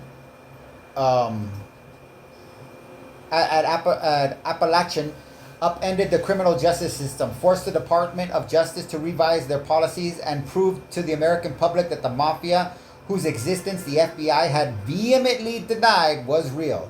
All while spending decades building up legitimate businesses, these mafiosos engaged in racketeering, loan sharking, narcotics distribution, and bribing public officials. Right now, this is Cartel Jalisco New Generation and the Armenian faction of the Russian mob that's controlled by Simeon Mogilovich.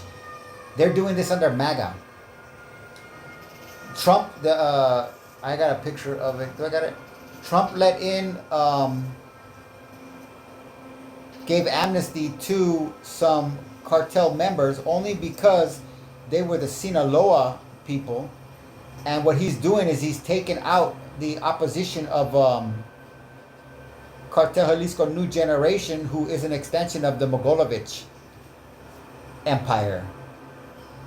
And Trump gave amnesty to El Chapo's wife and 26 other members of his family. Oh, I gotta do. How do you do this? God damn, this is.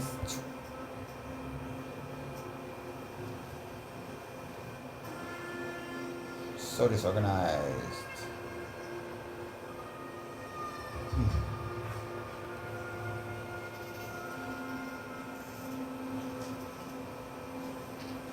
And so there's his lawyer, Jeffrey Lichtman, who was his father's lawyer, who was not able to save his father, but Jeffrey Lichtman is one of the very top criminal lawyers. He's been working on his deal for, well, 22 months probably. And back, Ovidio is already, he's turning in 80 million as we speak. Which sounds like a drop in the bucket. He's paying Trump. That's probably deal. part of the deal. He's not going to give up all his money. I'm sure he accumulated. Actually, I have to put this in too. Now that He had to have accumulated a couple $100 million. I mean, you would think, or at least more than 80 million, for sure. I think that if these guys had have seen what the Fetty Wap was doing and would have had some proper strategic guidance, they would have pulled back earlier. So that's not the one that I was looking for, and I don't see his face for some reason. But and that's half of the clip. In the other half of the clip, he explains that the deal.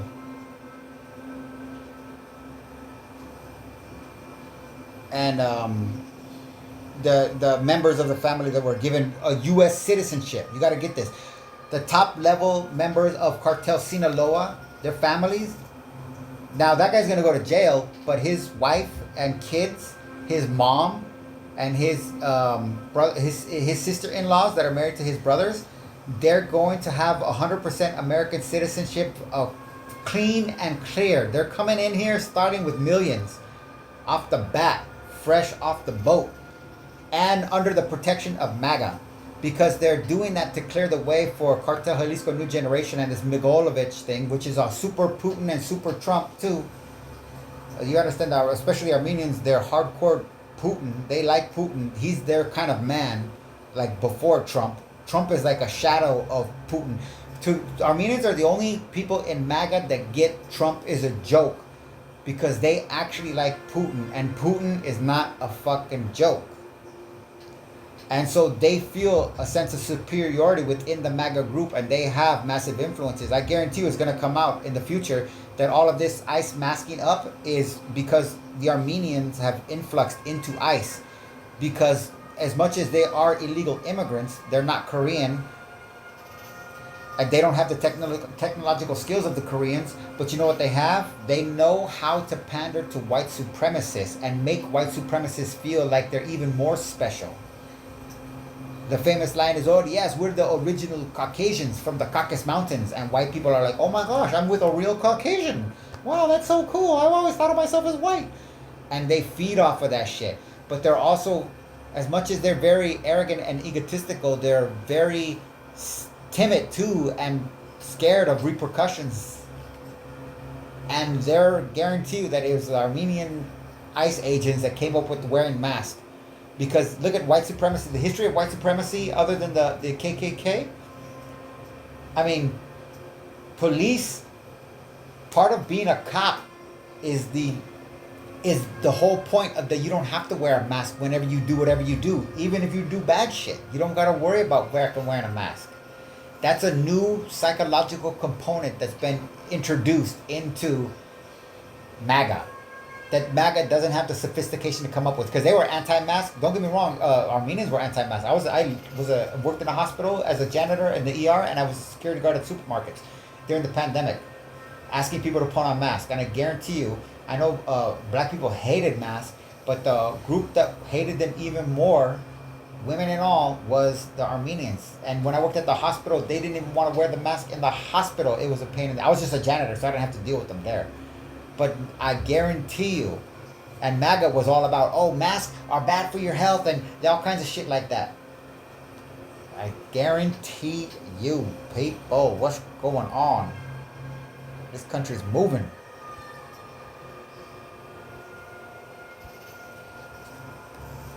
One other incident of his term of office was that on his proposal, the senators were for the first time allotted reserved and separate seats at the Roman Games. While many held that this was an honor which ought to have been accorded long before, others opposed it vehemently, contending that every addition made to the grandeur of the Senate was a diminution of the dignity of the people, that it distilled class feeling, and if the ordinary seats had been good enough for 538 years, why should a change be made now? I just remembered, I'm going to add Rick and Morty, the turkey president, when he comes in and he says, I just sold New York and I'm giving all the money to Congress.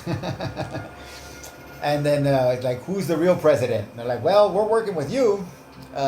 There is not one moral code in the world. There are many. There's one for the rich and an entirely different one for the poor. My whole point of putting that in there is because this is an important, separating the Senate through economic and class type ideologies is how you conquer a country from within without using a military force. And this is what MAGA is being used for. MAGA is an insurgency operation that's run the same way that Operation Phoenix was run for the same reason as Operation Phoenix was run in what they call the Vietnam War, which was really the Southeast Asian Holocaust orchestrated by Henry Kissinger primarily. Because they wanted to clear out, initially they wanted to clear out Catholics. They wanted to clear out Buddhists in order to make a Catholic stronghold in Asia. But then they failed, and when Kissinger got his hands on it, he went about doing it because he saw an opportunity to turn, basically his vision for that was going to be kind of like a satellite state, proxy state, or a suzerainty of Israel. That's what he was going to see. Like, the Israelis were going to be like, hey, we're going to help you rebuild in this, tumultuous environment. And then it was just going to be like a total domination. Okay, not one word. So there's one code for the governments and an entirely different code for the victims of government. There's one code for business and an entirely different one, far more human and decent for friendship. Above all, there's one code for Sunday and another code for the 6 days of the week. Most of our idealisms and our sentimental phrases we reserve for our Sunday code, while our everyday code we go back to the rule of the jungle, dog eat dog, or do unto others as they would do unto you, but do it first. The Book of Life, Upton St. Clair, 1921, Chapter 8, The Virtues of Moderation.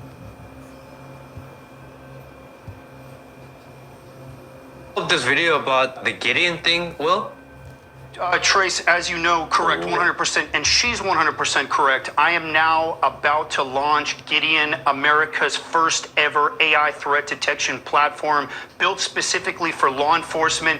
It scrapes the internet 24/7 using an Israeli-grade ontology to pull specific threat language and then routes it to local law enforcement. It's a 24/7 detective. It never sleeps, and it's going to get us in front of these attacks. Would it have picked up on this, do you think? 100%. I wish my program would already be up. We're not launching until next week. I've got a dozen agencies on board, Trace. I just unloaded a major Northeast agency with over 2,700 sworn. This is America's early warning system. Lieutenant, the fact that they're on TV and the news being so blatant about, because we all assume that they have some sort of level of this, but for them to signal out to the world that this is okay, that this is something that they're willing to do, that they're working on now, and that the fact that they're just telling you, it's crazy, dude. Quote, acta exteriora indicant interior. Okay. An exterior act indicates an interior secret, okay? I don't know how to pronounce it. I just know how to tell you what it says. I don't know, I'm only single lingual. I just am creative. Today's legal maxim is not particularly eloquent in either Latin Acta, well, yeah, you get that shit. Or English, outward acts indicate the thoughts hidden within. But I include it today because it deals with intent, which is a key concept in criminal law. Men rea, or state of mind, is the element of most criminal offenses.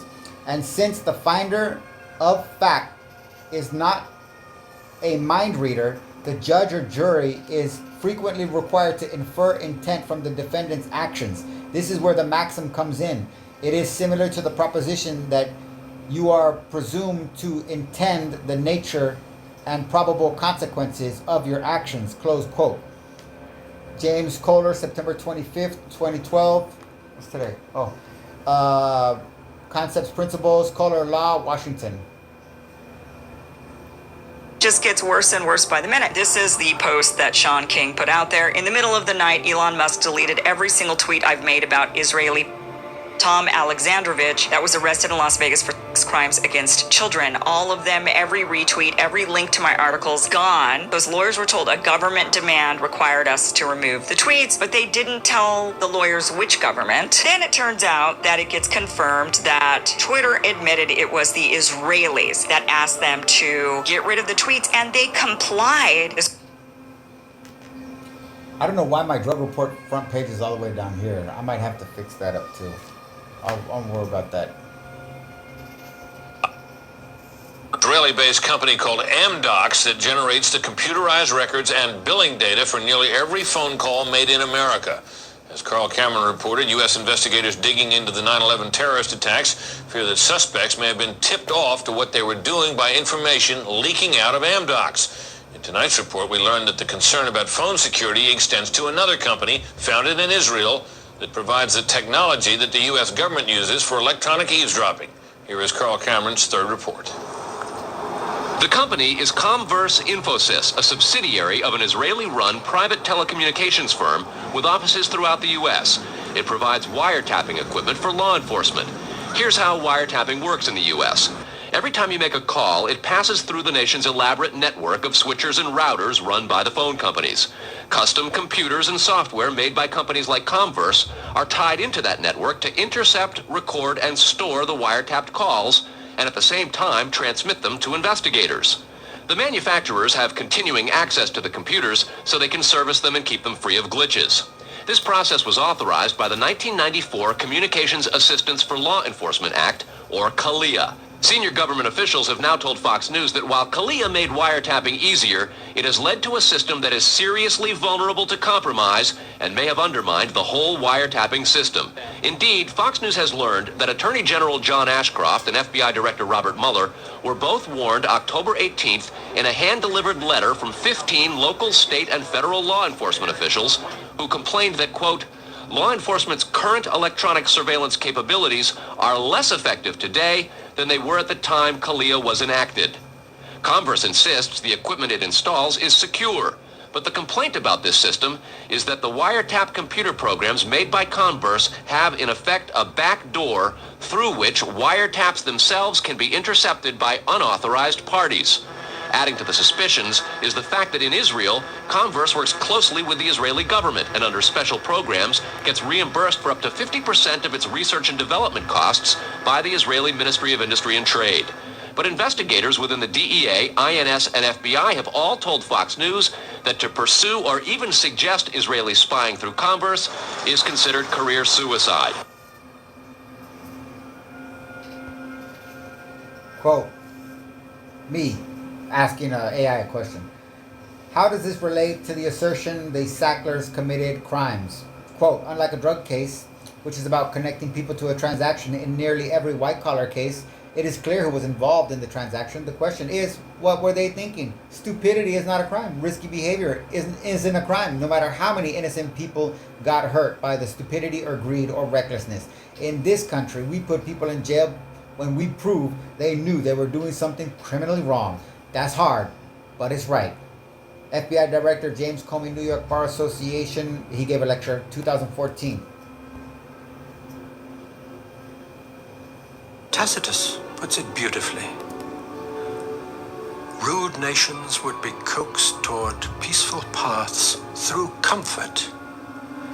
temples, markets, and houses built.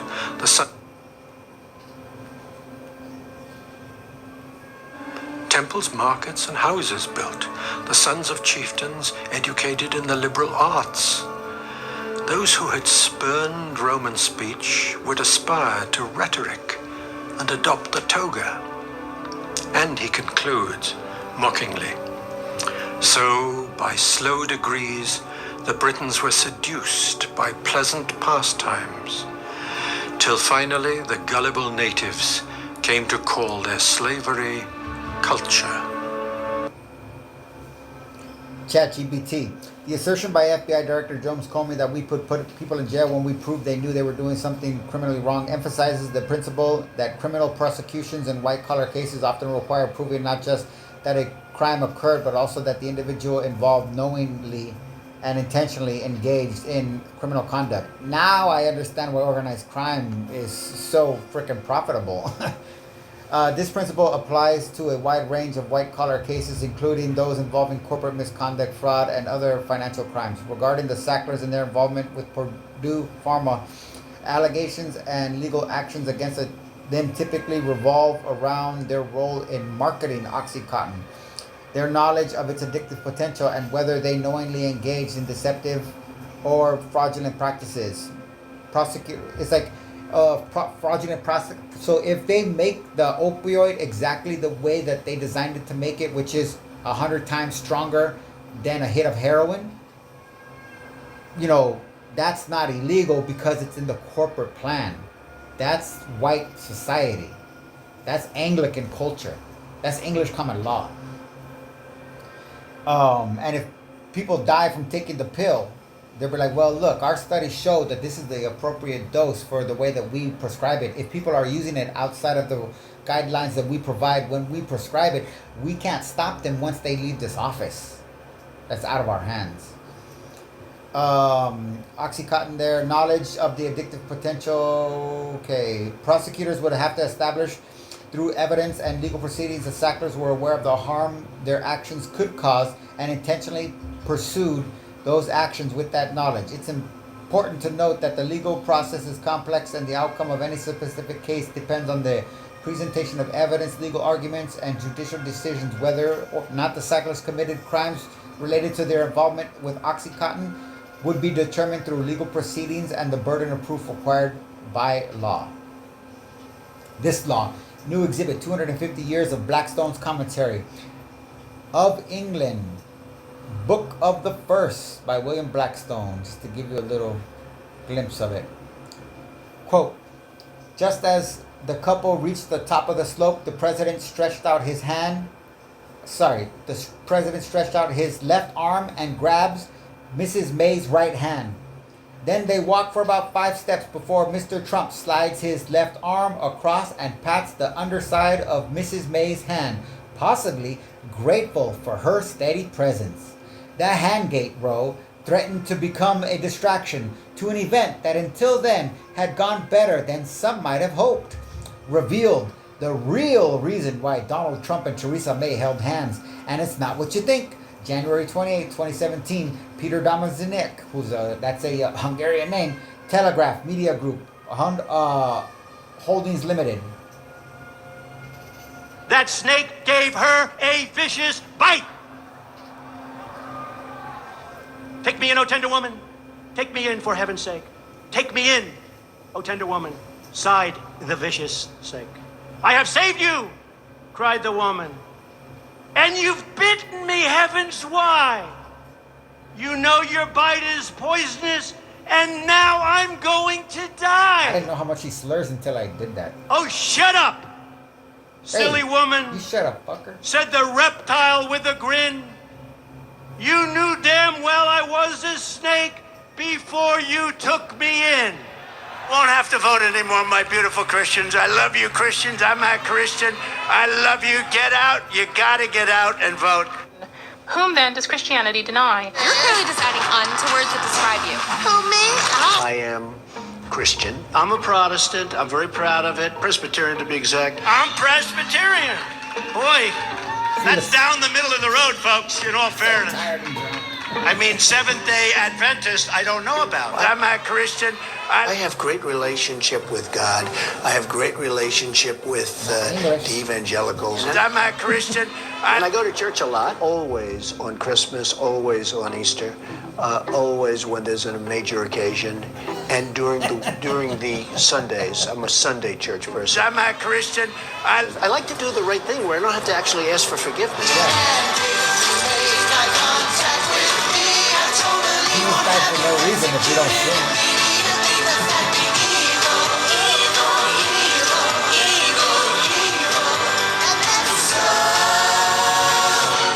Whom then does Christianity deny?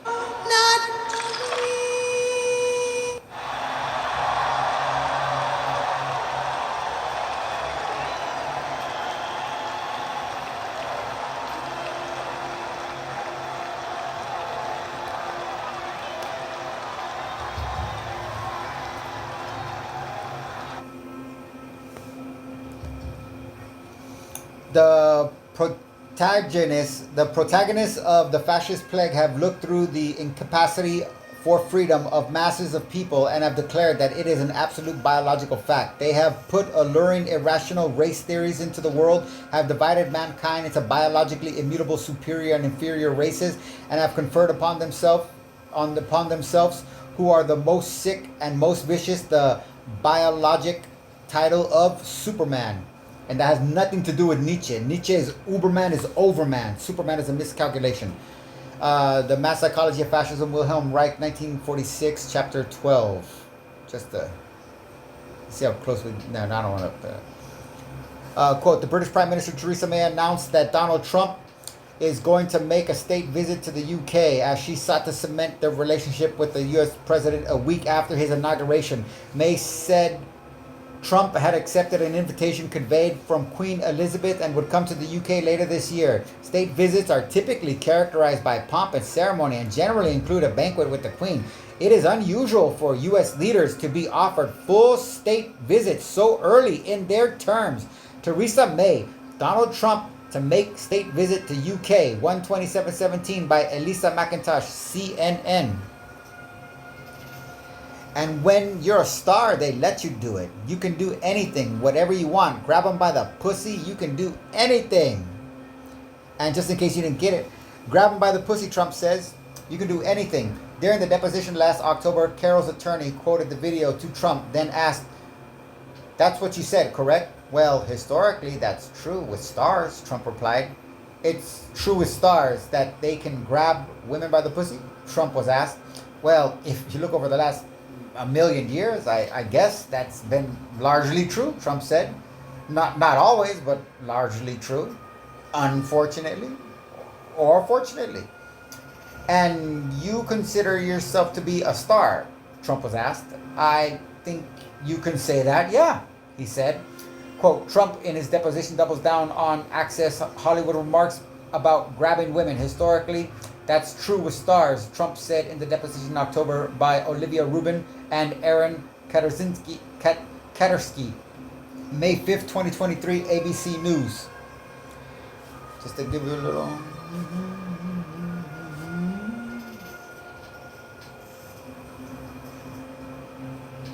food for thought.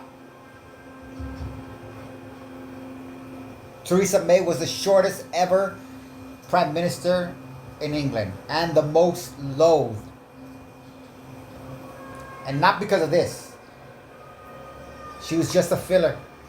She was there for one thing, and that was to validate Trump on the geopolitical stage, because no head of state knew how their public were going to react when they shook his hand. If they shook his hand, the pussy grabbing hand. And he had no invitations when he got into office, except Theresa May ran to the office, ran to the White House, and held his hand. And he patted. Quote, imitation, to which so much influence is attributed in social phenomena, is in reality a mere effect of contagion. Having shown its influence elsewhere, I shall confine myself to reproducing what I said on the subject 15 years ago. My remarks have since been developed by other writers in more recent publications. Man, like animals, has a natural tendency to imitation. Imitation is a necessity for him, provided always that the imitation is quite easy. It is necessity that makes the influence of what is called fashion so powerful, whether in the matter of opinion, ideas, literary manifestations, or merely of dress. How many people are bold enough to run counter to fashion? It is by examples, not by arguments, that crowds are guided. At every period, there exists a small number of individualities which react upon the remainder of the imitated by the unconscious mass. It is needful, however, that these individualities should not be too pronounced disagreement with received ideas. Were they so to imitate, they would be too difficult for their influence to be nil. For this very reason, men who are to appear superior to their epoch are generally without influence upon it. Close quote. The Crowd, A Study of the Popular Mind, Gustave Le Bon, 1896, Book 2, The Opinions and Beliefs of Crowds, Chapter 3, The Leaders of Crowds and Their Means of Persuasion, Section 2, The Means and Actions of Leaders, Affirmation, Repetition, Contagion.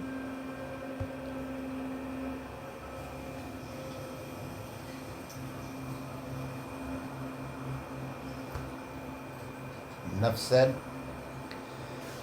Quote, classical Pavlovian conditioning can be done on earthworms, and operant skinnering condition can be conducted on rats and pigeons, but there's a third level of learning that pretty much only primates and humans are capable of. That's a little white thing too, primates and humans. No, we are primates. And that is what is called social learning. The third level of learning in its most powerful form revolves primarily around the observation and imitation of a role model. Unlike operant conditioning in social learning, it is not essential that the learner be directly reinforced in order for the learning to take place. What is important in social learning is to understand the characteristics that can lead to a selection of a specific individual as a role model. The process that makes someone a desirable role model include vicarious reinforcement. You see the role model being reinforced in a manner that you can experience vicariously. Similarly to the learner, you perceive that the role model has a key trait that makes him/her similar to you. Social power. The role model has a power to reward, but does not necessarily do so. Status envy. You envy the role model's receipt of the rewards from others. On Killing Lieutenant Colonel Dave Grossman, 2009, Chapter 4. That's from Carol Quigley's book, Tragedy of Hope. Maybe that's not the right book. It could be the Anglosphere. I don't know if he wrote a book called the Anglosphere. The Anglican American, something like that. Okay, quote, seen from the ascendancy of the collective, what very special attention must be paid to this delicate plant, individuality, if it is not to be completely smothered. Being human beings have one faculty which, though it is of the greatest utility for collective purposes, is most precarious for individuation. That is the faculty of imitation. Collective psychology cannot dispense with imitation, for without it all mass organizations, the state, and the social order are impossible. Society is organized, indeed, less by laws than by the propensity to imitation, implying equally suggestibility, suggestion, and mental contagion. But we see every day how people use rather than abuse the mechanism of imitation for the purposes of personal differentiation. They are content to ape some eminent personality, some striking characteristic or mode of behavior, thereby achieving outward distinctions from the circle in which they move. We could almost say that as a punishment for this, the uniformity of their mind with those of the neighbors, already real enough, is intensified in the unconscious, compulsive bondage to the environment. As a rule, these specious attempts at individual differentiation stiffen into a pose, and the imitator remains at the same level he has always was, only several degrees more sterile than before. To find out what is truly individual in ourselves, profound reflection is needed, and we realize how uncommonly difficult the discovery of individuality is. Relation between ego and the unconscious, Carl Jung, 1916.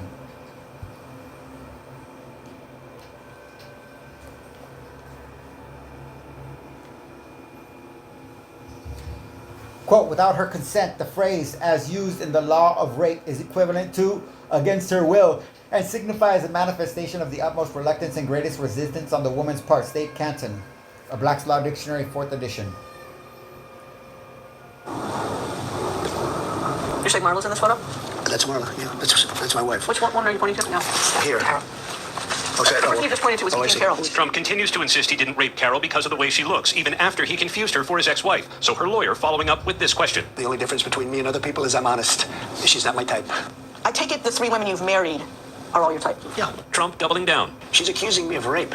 A woman that I have no idea who she is. It came out of the blue. She's accusing me of rape, of raping her. The worst thing you can do, the worst charge, and it never took place. And I will tell you, I made that statement and I said, well, it's politically incorrect. She's not my type. And that's 100% true. She's not my type. Carol's attorneys are trying to convince the jury the alleged rape is part of a pattern of behavior. 2 other women testified Trump assaulted them in the same way he described in the infamous Access Hollywood tape, which Trump watched during his deposition. You know, I'm automatically attracted to beautiful. I just start kissing them. It's like a magnet. Just right on your way. And when you're a star, they let you do it. You can do anything. Trump has dismissed that as locker room talk, but in his deposition, he went further. Well, historically, that's true with stars. It's true with stars that they can grab women by the... Well, that's what it's, if you look over the last million years, I guess that's been largely true. Not always, but largely true. Unfortunately or fortunately. ChatGPT. The legal phrase without her consent in the context of rape law signifies the act was done against the woman's will, showing her utmost reluctance and resistance. It emphasizes the absence of approval or agreement on her part. This phrase clarifies the importance of the person's voluntary agreement in intimate situations.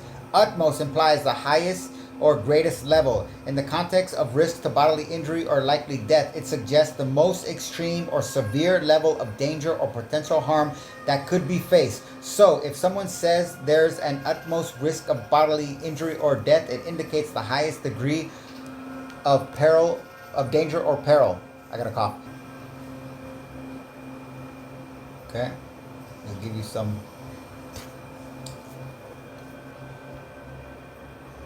Putnam, Lafayette, Franklin, Marshall, Montgomery, Worcester, P. Randolph, Otis, Warren, and Washington.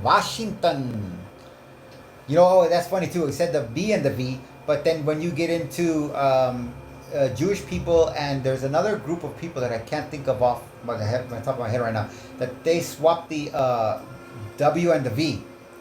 What are you talking about? Or some people do that with Latin. Actually, if you watch Monty Python, they make fun of that because in America they teach in school that Latin does the W sound or the V sound like a W. I don't know, some weird shit. But it's not true.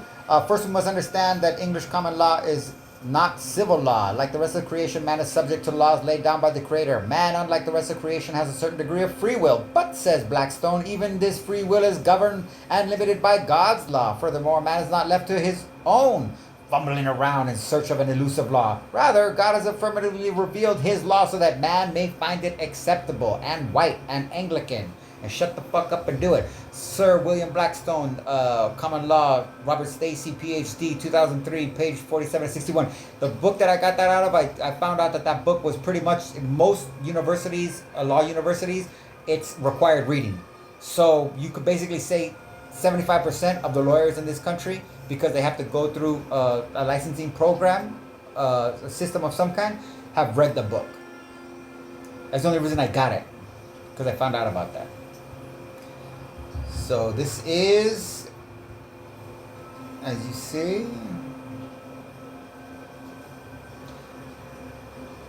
I was actually looking for the other flag that I showed you earlier with the flag, the U.S. flag upside down I forgot to explain that about. When we were talking about marshalling earlier with the Nazis and the tanks, I forgot to mention that after they confiscated the tanks from Poland, that was the first non-Swiss made tanks that they had. So that's when you start to see what we now call the Nazi cross, which is the black cross that looks like it has white highlights.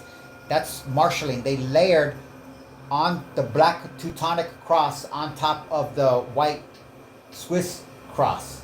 Because the Swiss cross, even in the book of heraldry, is thicker than all of the other crosses. Because like the King George cross and the Scandinavian crosses, those are like, if you want to say, those are like designed to be 1 inch thick, just for reference. And the Swiss crest cross is more even, and it's supposed to be like, if they're 1 inch, it's 2.5 inches distinct.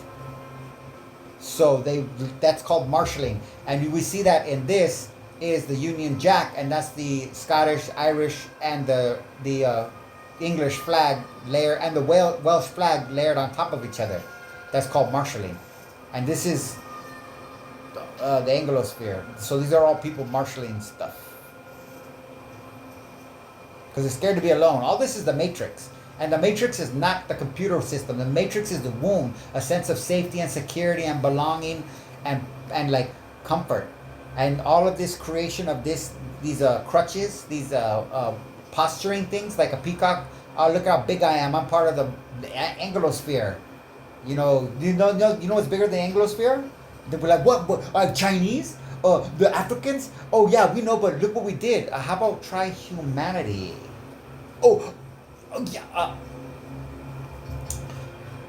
In the Anglosphere, and especially in America, many believe that the liberties of the Anglo-Saxons had been destroyed by the Norman conquest in 1066. Able to cash in on a massive settlement. The lottery with this lawsuit. Yeah, you may have just won the lottery with this lawsuit. In California, you attended any school in California, you may have just won the lottery with this lawsuit. Really? Okay, we gotta talk about this. How do you win the because K-12 schools across California are being sued for covering up sexual abuse. But here's the disturbing part. Many schools knew students were being abused by teachers, coaches, and staff and did nothing to stop it. So what a winning lottery. And if you understand advertising, you understand shaming. Because if they want you to do something, they have a whole different messaging program than when they don't want you to do something. And when they don't want you to do something, like Mark Twain said, nothing is more enticing than the absolute prohibition. So from the footnote of the Anglosphere, David Hume, History of England, 160 to 85, 190 to 90, whatever. Liberty Fund, 1983, 1778. It would be difficult to find in all of history a revolution more destructive or attended with more complete a subjection of the anti-ethnicos, Gentile Webster's inhabitants. At the majority of Anglo-Saxons were reduced to a state of real slavery. Forrest MacDonald, Novus Ordo Seclorum. The intellectual origins of the Constitution, 76 to 77, 1985. Noting influence of the Norman yoke in American Revolution ideology, Charles Wright and Kenneth W. Graham Jr., Federal Practice and Procedure, Section 6342, blah, blah, blah, summarizing the common view of Americans and the English Whigs about the imposition of the Norman yoke in 1066. The Posse Comitatus and the Office of Sheriff's Armed Citizens summoned to the aid of law enforcement. David B. Koppel, 2015. I just want to say what I think of right here.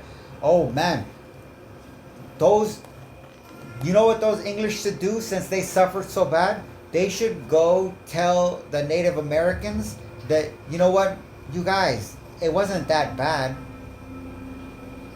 You know what happened to us? They practically made us slaves, you know?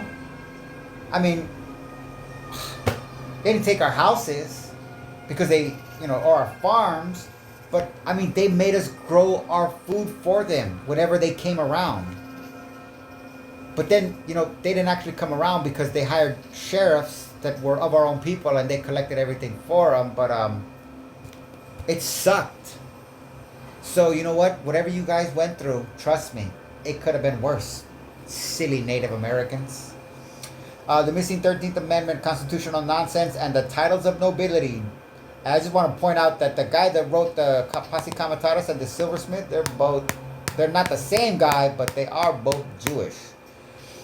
The missing 13th Amendment okay. If any citizen of the United States shall accept, claim, receive, or retain any title of nobility or honor, or shall, without the consent of Congress, accept or retain any present, pension, office of emolument of any kind whatever from any emperor, king, prince, or foreign power, such person shall cease to be an American citizen or a citizen of the United States, and shall be incapable of holding any office of trust or profit under them, or either of them. And that would mean that they wouldn't have the protections of the court system either. So that if this went through and somebody went and got knighted and came over here, it would be legal to kill them on the spot for whatever reason you want, and not be prosecuted under the Constitution, constitutional protections. And I wonder why this didn't go through, even though it probably fake. I mean, not go through. What do I mean go through? This is nonsense. It's totally fake. This boulevard that you see right behind me was once named after Charles de Gaulle, who was also a colonizer. Yes. So what happened? The name has been changed now. Yeah, definitely. Who changed it? The President Ibrahim Traore. Oh wow! He changed it to what? Captain Thomas Sankara. That's impressive, man. Yes. So, which means that since independence, yes, this road has been celebrating a colonizer. A colonizer. Yeah. And he decided to change it. Yes. How does that make you feel as a Burkinabe? It makes us feel proud. Yeah. So proud because we have a road named after a Burkinabe. And it's not any Burkinabe, a great Burkinabe, a leader, and a philosopher, Thomas Sankara. Like your president? Yes, I do. What do you love about your president? Because it's making the country feel proud, and people now start to believe in the country. Oh, wow. Before, we want to move to any other country because we feel like our country was like hell, going to hell. But nowadays, we feel even the hot weather, we don't feel like it's not hot anymore. It's good for us now, Les étudiants l'ont attendu des heures durant. What a difference a continent makes, huh? Submitted to the state for ratification finally on May 1st, 1810, an amendment of titles of nobility received the assent of Congress and was submitted to the states. An insufficient number of states ratified the titles of nobility, TONA, to make it part of the Constitution. But although mostly forgotten in this century, the amendment was more than just a footnote in history in the last century. Well into the second half of the 19th century, some textbooks state compilations of law, and even on one occasion, a compilation of law published under the auspices of Congress erroneously included TONA as if ratified. Oh, those silly fucking Americans. Further, after the ratification of the 27th Amendment of the Constitution in 1992, scholars noted that if James Madison's amendment could be ratified after 203 years, there was no immediately obvious reason why TONA was not still viable, if still far distant from becoming part of the Constitution. Mr. Brain, have you chosen a running mate to be your vice president? Yes, I have. Admiral Pinky. No! What am I doing here? No. Mr. Brain, why have you not yet appeared in public? I've been developing my plan for the presidency. And what is it, sir? I want to A, cut the deficit, B, lower taxes, and C, take over the world. I like him. Hey, look, it's John Brain's new commercial. When I take over the country, everyone will work for me. He means jobs. Jobs for everyone. Yeah, sounds good.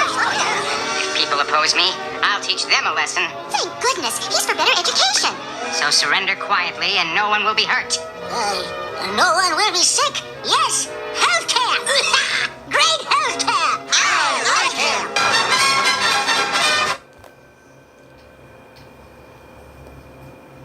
So here it goes again. If any citizen shall accept, claim. Oh, just read so you can really get this home.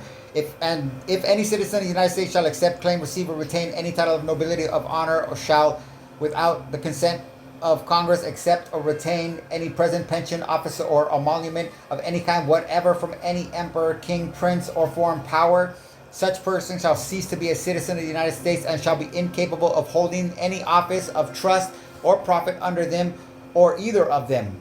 The missing 13th Amendment constitutional nonsense, titles of nobility, Joel A. Silversmith, Southern California Interdisciplinary Law Journal. And here is from his own paper. This is what he provided, okay?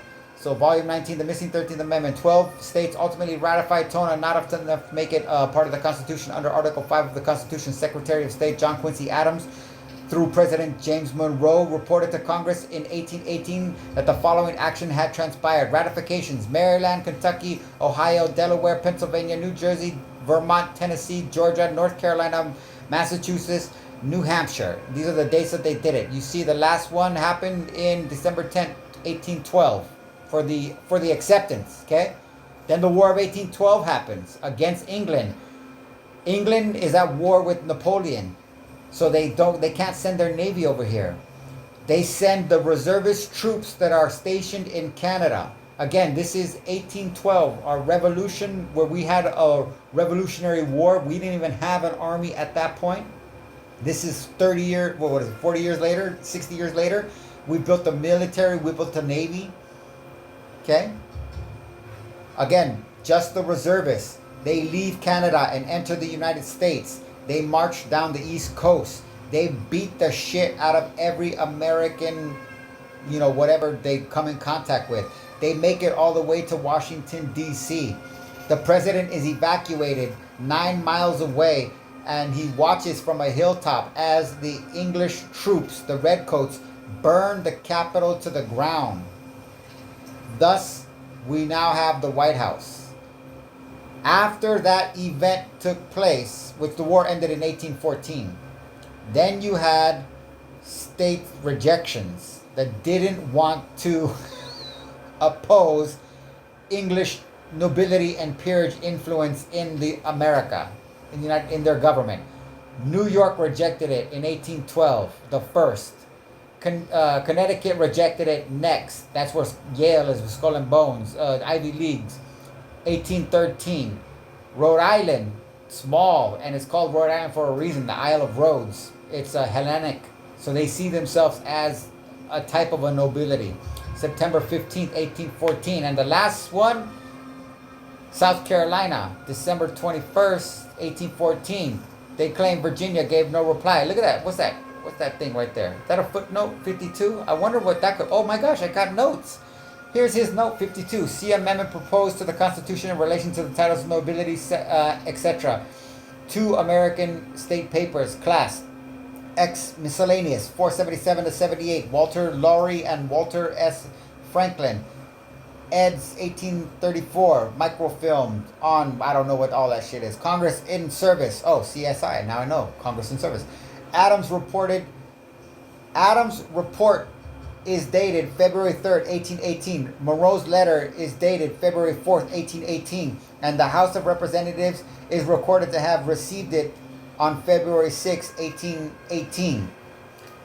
CID, Annals of Congress, 866, 1818. Adams' original report did not include definitive information on South Carolina. The state Senate was known to have approved the amendment on November 29th, 1811, but the action of the state House of Representatives was unknown. See amendment proposed to the Constitution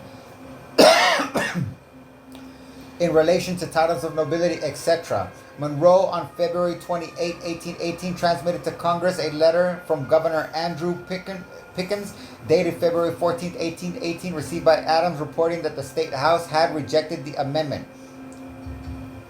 Annals of Congress.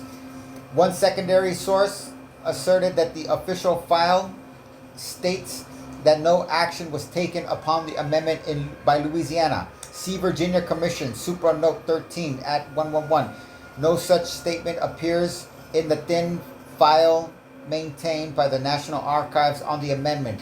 Unratified amendment on file on the National Archives, 1810 to 1924, Series RG. Herein after unratified amendment, nor do any of the other states that joined the Union after 1810 appear to have ever acted on TONA. See infra text accompanying notes. The state the state notices of ratification and rejection at the National Archives are printed in the Documentary History of the Constitution of the United States, SUPRA. So, I'm going to have to go back and look at some stuff. But, so they never got an answer from Virginia. South Carolina rejected it in the aftermath. One guy came to them. This is an important thing. One guy came to them. I mean, that's how it was going to be. They had no notice of what was going on. So if they didn't take an action, they would have no reply. You understand? One guy who was pro-Anglican shows up and talks to probably a Federalist, because the Federalists were pro-Anglican. They were against this because they're monarchists. They call themselves Federalists, but they're 100% pro-monarchy. They believe that monarchy stabilizes the entire global economy that they are parasites off of, but they're very fat parasites, and they want to stay that way. And they know they don't want to be nobles. They don't want that burden. They just want the opportunity that monarchy gives them to exploit, because monarchy, if there's a monarchy, there's a class system. If there's a class system, there's a competition system. If there's a competition system, there's rules. And anybody that knows that if you play by the rules, you lose, knows that the best thing to do is have a king in place, because they can't have a king and rules that are enforceable by definition. Because a king would then be equal and there wouldn't be a king. And this is where English common law comes in.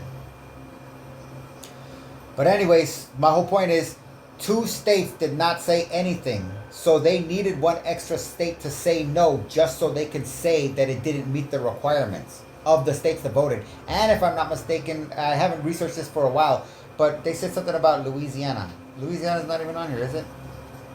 Oh, no.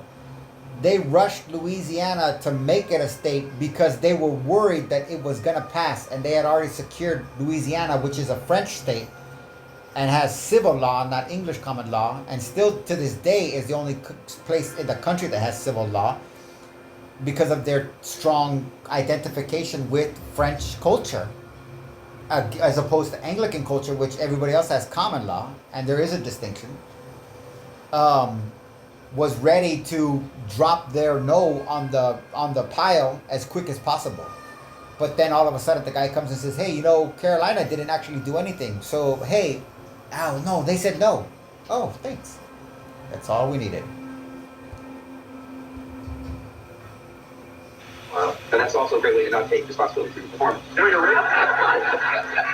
Your rating comment, though, is interesting, because I think that movie coming out in the late 70s like that, with the morality play, the good versus evil and all of that, I think that laid the cultural groundwork for Reagan being elected in 1980 with this evil empire. Big government was the big galactic war machine and all that stuff. That was pretty symbolic stuff. So it's our fault. Yes, it is. See, I saw these guys running books. That would be The Exorcist would be a much better example. That's the difference between 1980 and 1996. That's an interesting theory. So Reagan is the evil empire. There was an evil empire, otherwise. And Reagan was always a sheriff who rode into town. Absolutely. I've heard this is like a space western. I've never seen this film, but you're the one. I hear it's terrific. Cindy, you think there's something to the... Interesting role Bill Maher plays. I think he's a little bit more genuine right there. But I also find it interesting that the new releases for Star Wars came out before Trump's rise to power. And again, Trump was loathed by both sides when he entered the campaign. A series of events unfolded that you reduce down to luck or chance or everybody's stupid and dismiss all the, the biological and psychological and environmental factors that were going on in order to say, oh well. But Trump is definitely pro-corporate, we'll call it that. So corporations have an interest in getting a guy like him in. Well, I mean, they win in all of them, but he's definitely... slavery to monarchs and ministers, the world will long be in freeing itself from, and whose deadly grasp stops the progress of the human mind, is not yet abolished. A Vindication of the Rights of Women, Mary Wollstonecraft, 1797, chapter 3, the same subject continued. So, these are the enemy, guys. These are the enemy. Maybe it needs to be updated, because that bitch is dead. But this guy, where is he at? Oh, he's not even on here. Oh my gosh. The King of Morocco, I don't even see him. I say the King of Morocco is the most powerful king on the planet. And you know what they say? Oh no, here he is. My bad. That's him. Never mind. Sucker. I was going to say invisibility is true power. Oh, but on that note too, with that Burkina Faso, I wanted to point out with my ADD, the reason I put that in there is because Orange County is still named after the House of Orange, which is the richest family in the world that owns the VOC, which is worth $7.9 trillion. New York is named after one of the peerage families that I mentioned earlier. So like that guy was proud that it was named after some of them. We don't have that ability in America because Carolina and Georgia, which they want to say is named after George Washington, even though it was before he was frickin' whatever that thing was. So we know it's a king. So these type of things, like we have in the streets named, maybe if you want to go with the Baldwin Street, the Mulholland, and whatever, if you want to do that, maybe that counts. But honestly, I don't even think that counts, because I think what they learned after this constitutional thing happened, constitutional crisis happened and threatened their entire endeavor, which literally would have put their head on the chopping block, if they fucked around with anybody's business. If they came around anybody's farm and tried to tell them, I'll pay you half of what it costs you to make your stuff, so, or I won't pay you anything, you make it for me, and I'll let you stay here, or whatever that cap was, that would have been instantaneous. The law would have been to kill that person on the spot, and then call for cleanup, not call the police for help. So what they did is they made sure that colonialism from that point forward was a top-down event. Whereas in the beginning, it was a bottom-up event. And they had difficulty getting control. If it wasn't for the Founding Fathers creating a centralized war effort that was masqueraded as a revolution, but was actually a consolidation for a streamlining taxation of a plantation society, you know, they could have lost control of America, and America actually could have been America. Because if America was actually America, you got to understand, again, they burned the fucking capital down. If we would have got our footing, we would have taken Canada away from England. 100%. 100%. And England knew that. And the only way that England could protect its other interest in the Western Hemisphere was to make sure that its other suzerainty was controlled. And they put leashes on us. The Constitution is a contract. All contracts contract. They do not expand rights. They do not enrich rights. It's a contract. It's English. They put the Electoral College, which is a diet. That's the original word, is a diet. Like a concentration camp diet. I mean, as in poor nutrition, limited nutrition, restriction. And they gave us the Bar Association, which is telling you in its very name, it is a bar, it is a barrier. They tell you, oh, it's just the stand in the court. Well, why do you have a stand in the court? Well, it's just to show a sacred thing. That's you guys. You guys think it's all fucking magic. It's just human social interaction. The more magic you put and the more mysticism you ascribe to it, the more tyrannical and the more authoritarian it inevitably becomes. It will mutate into it because that is what it starts as. It's not about atheists and believing in God. It's about human behavior and the human condition.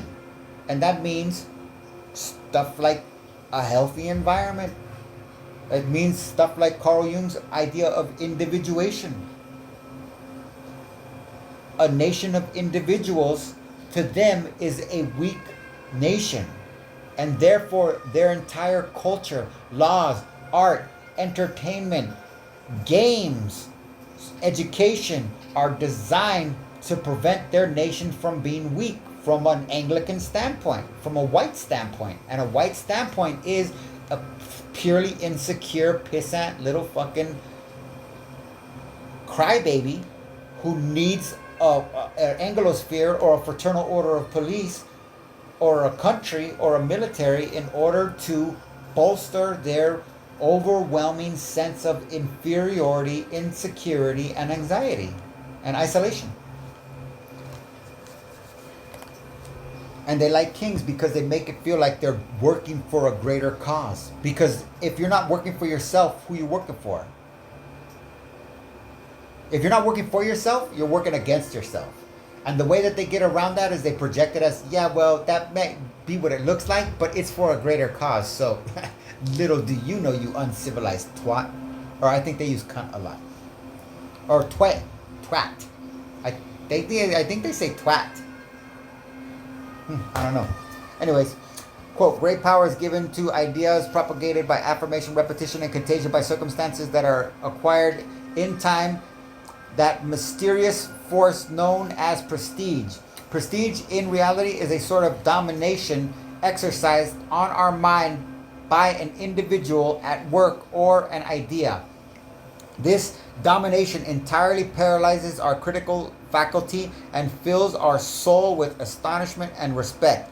The sentiment provoked is inexplicable, like all sentiments, but it would appear to be the same kind of fascination that would be that a magnetized person is subjected.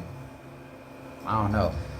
Prestige is the mainspring of all authority. Neither gods, kings, nor women have ever reigned without it. The Crowd, The Study of the Popular Mind, Gustave Le Bon, 1896, Book 2, The Opinions and Beliefs of the Crowd, Chapter 3, The Leaders of Crowds and Their Means of Persuasion, Subsection 3, Prestige. I think I do have to stop it and just restart another thing.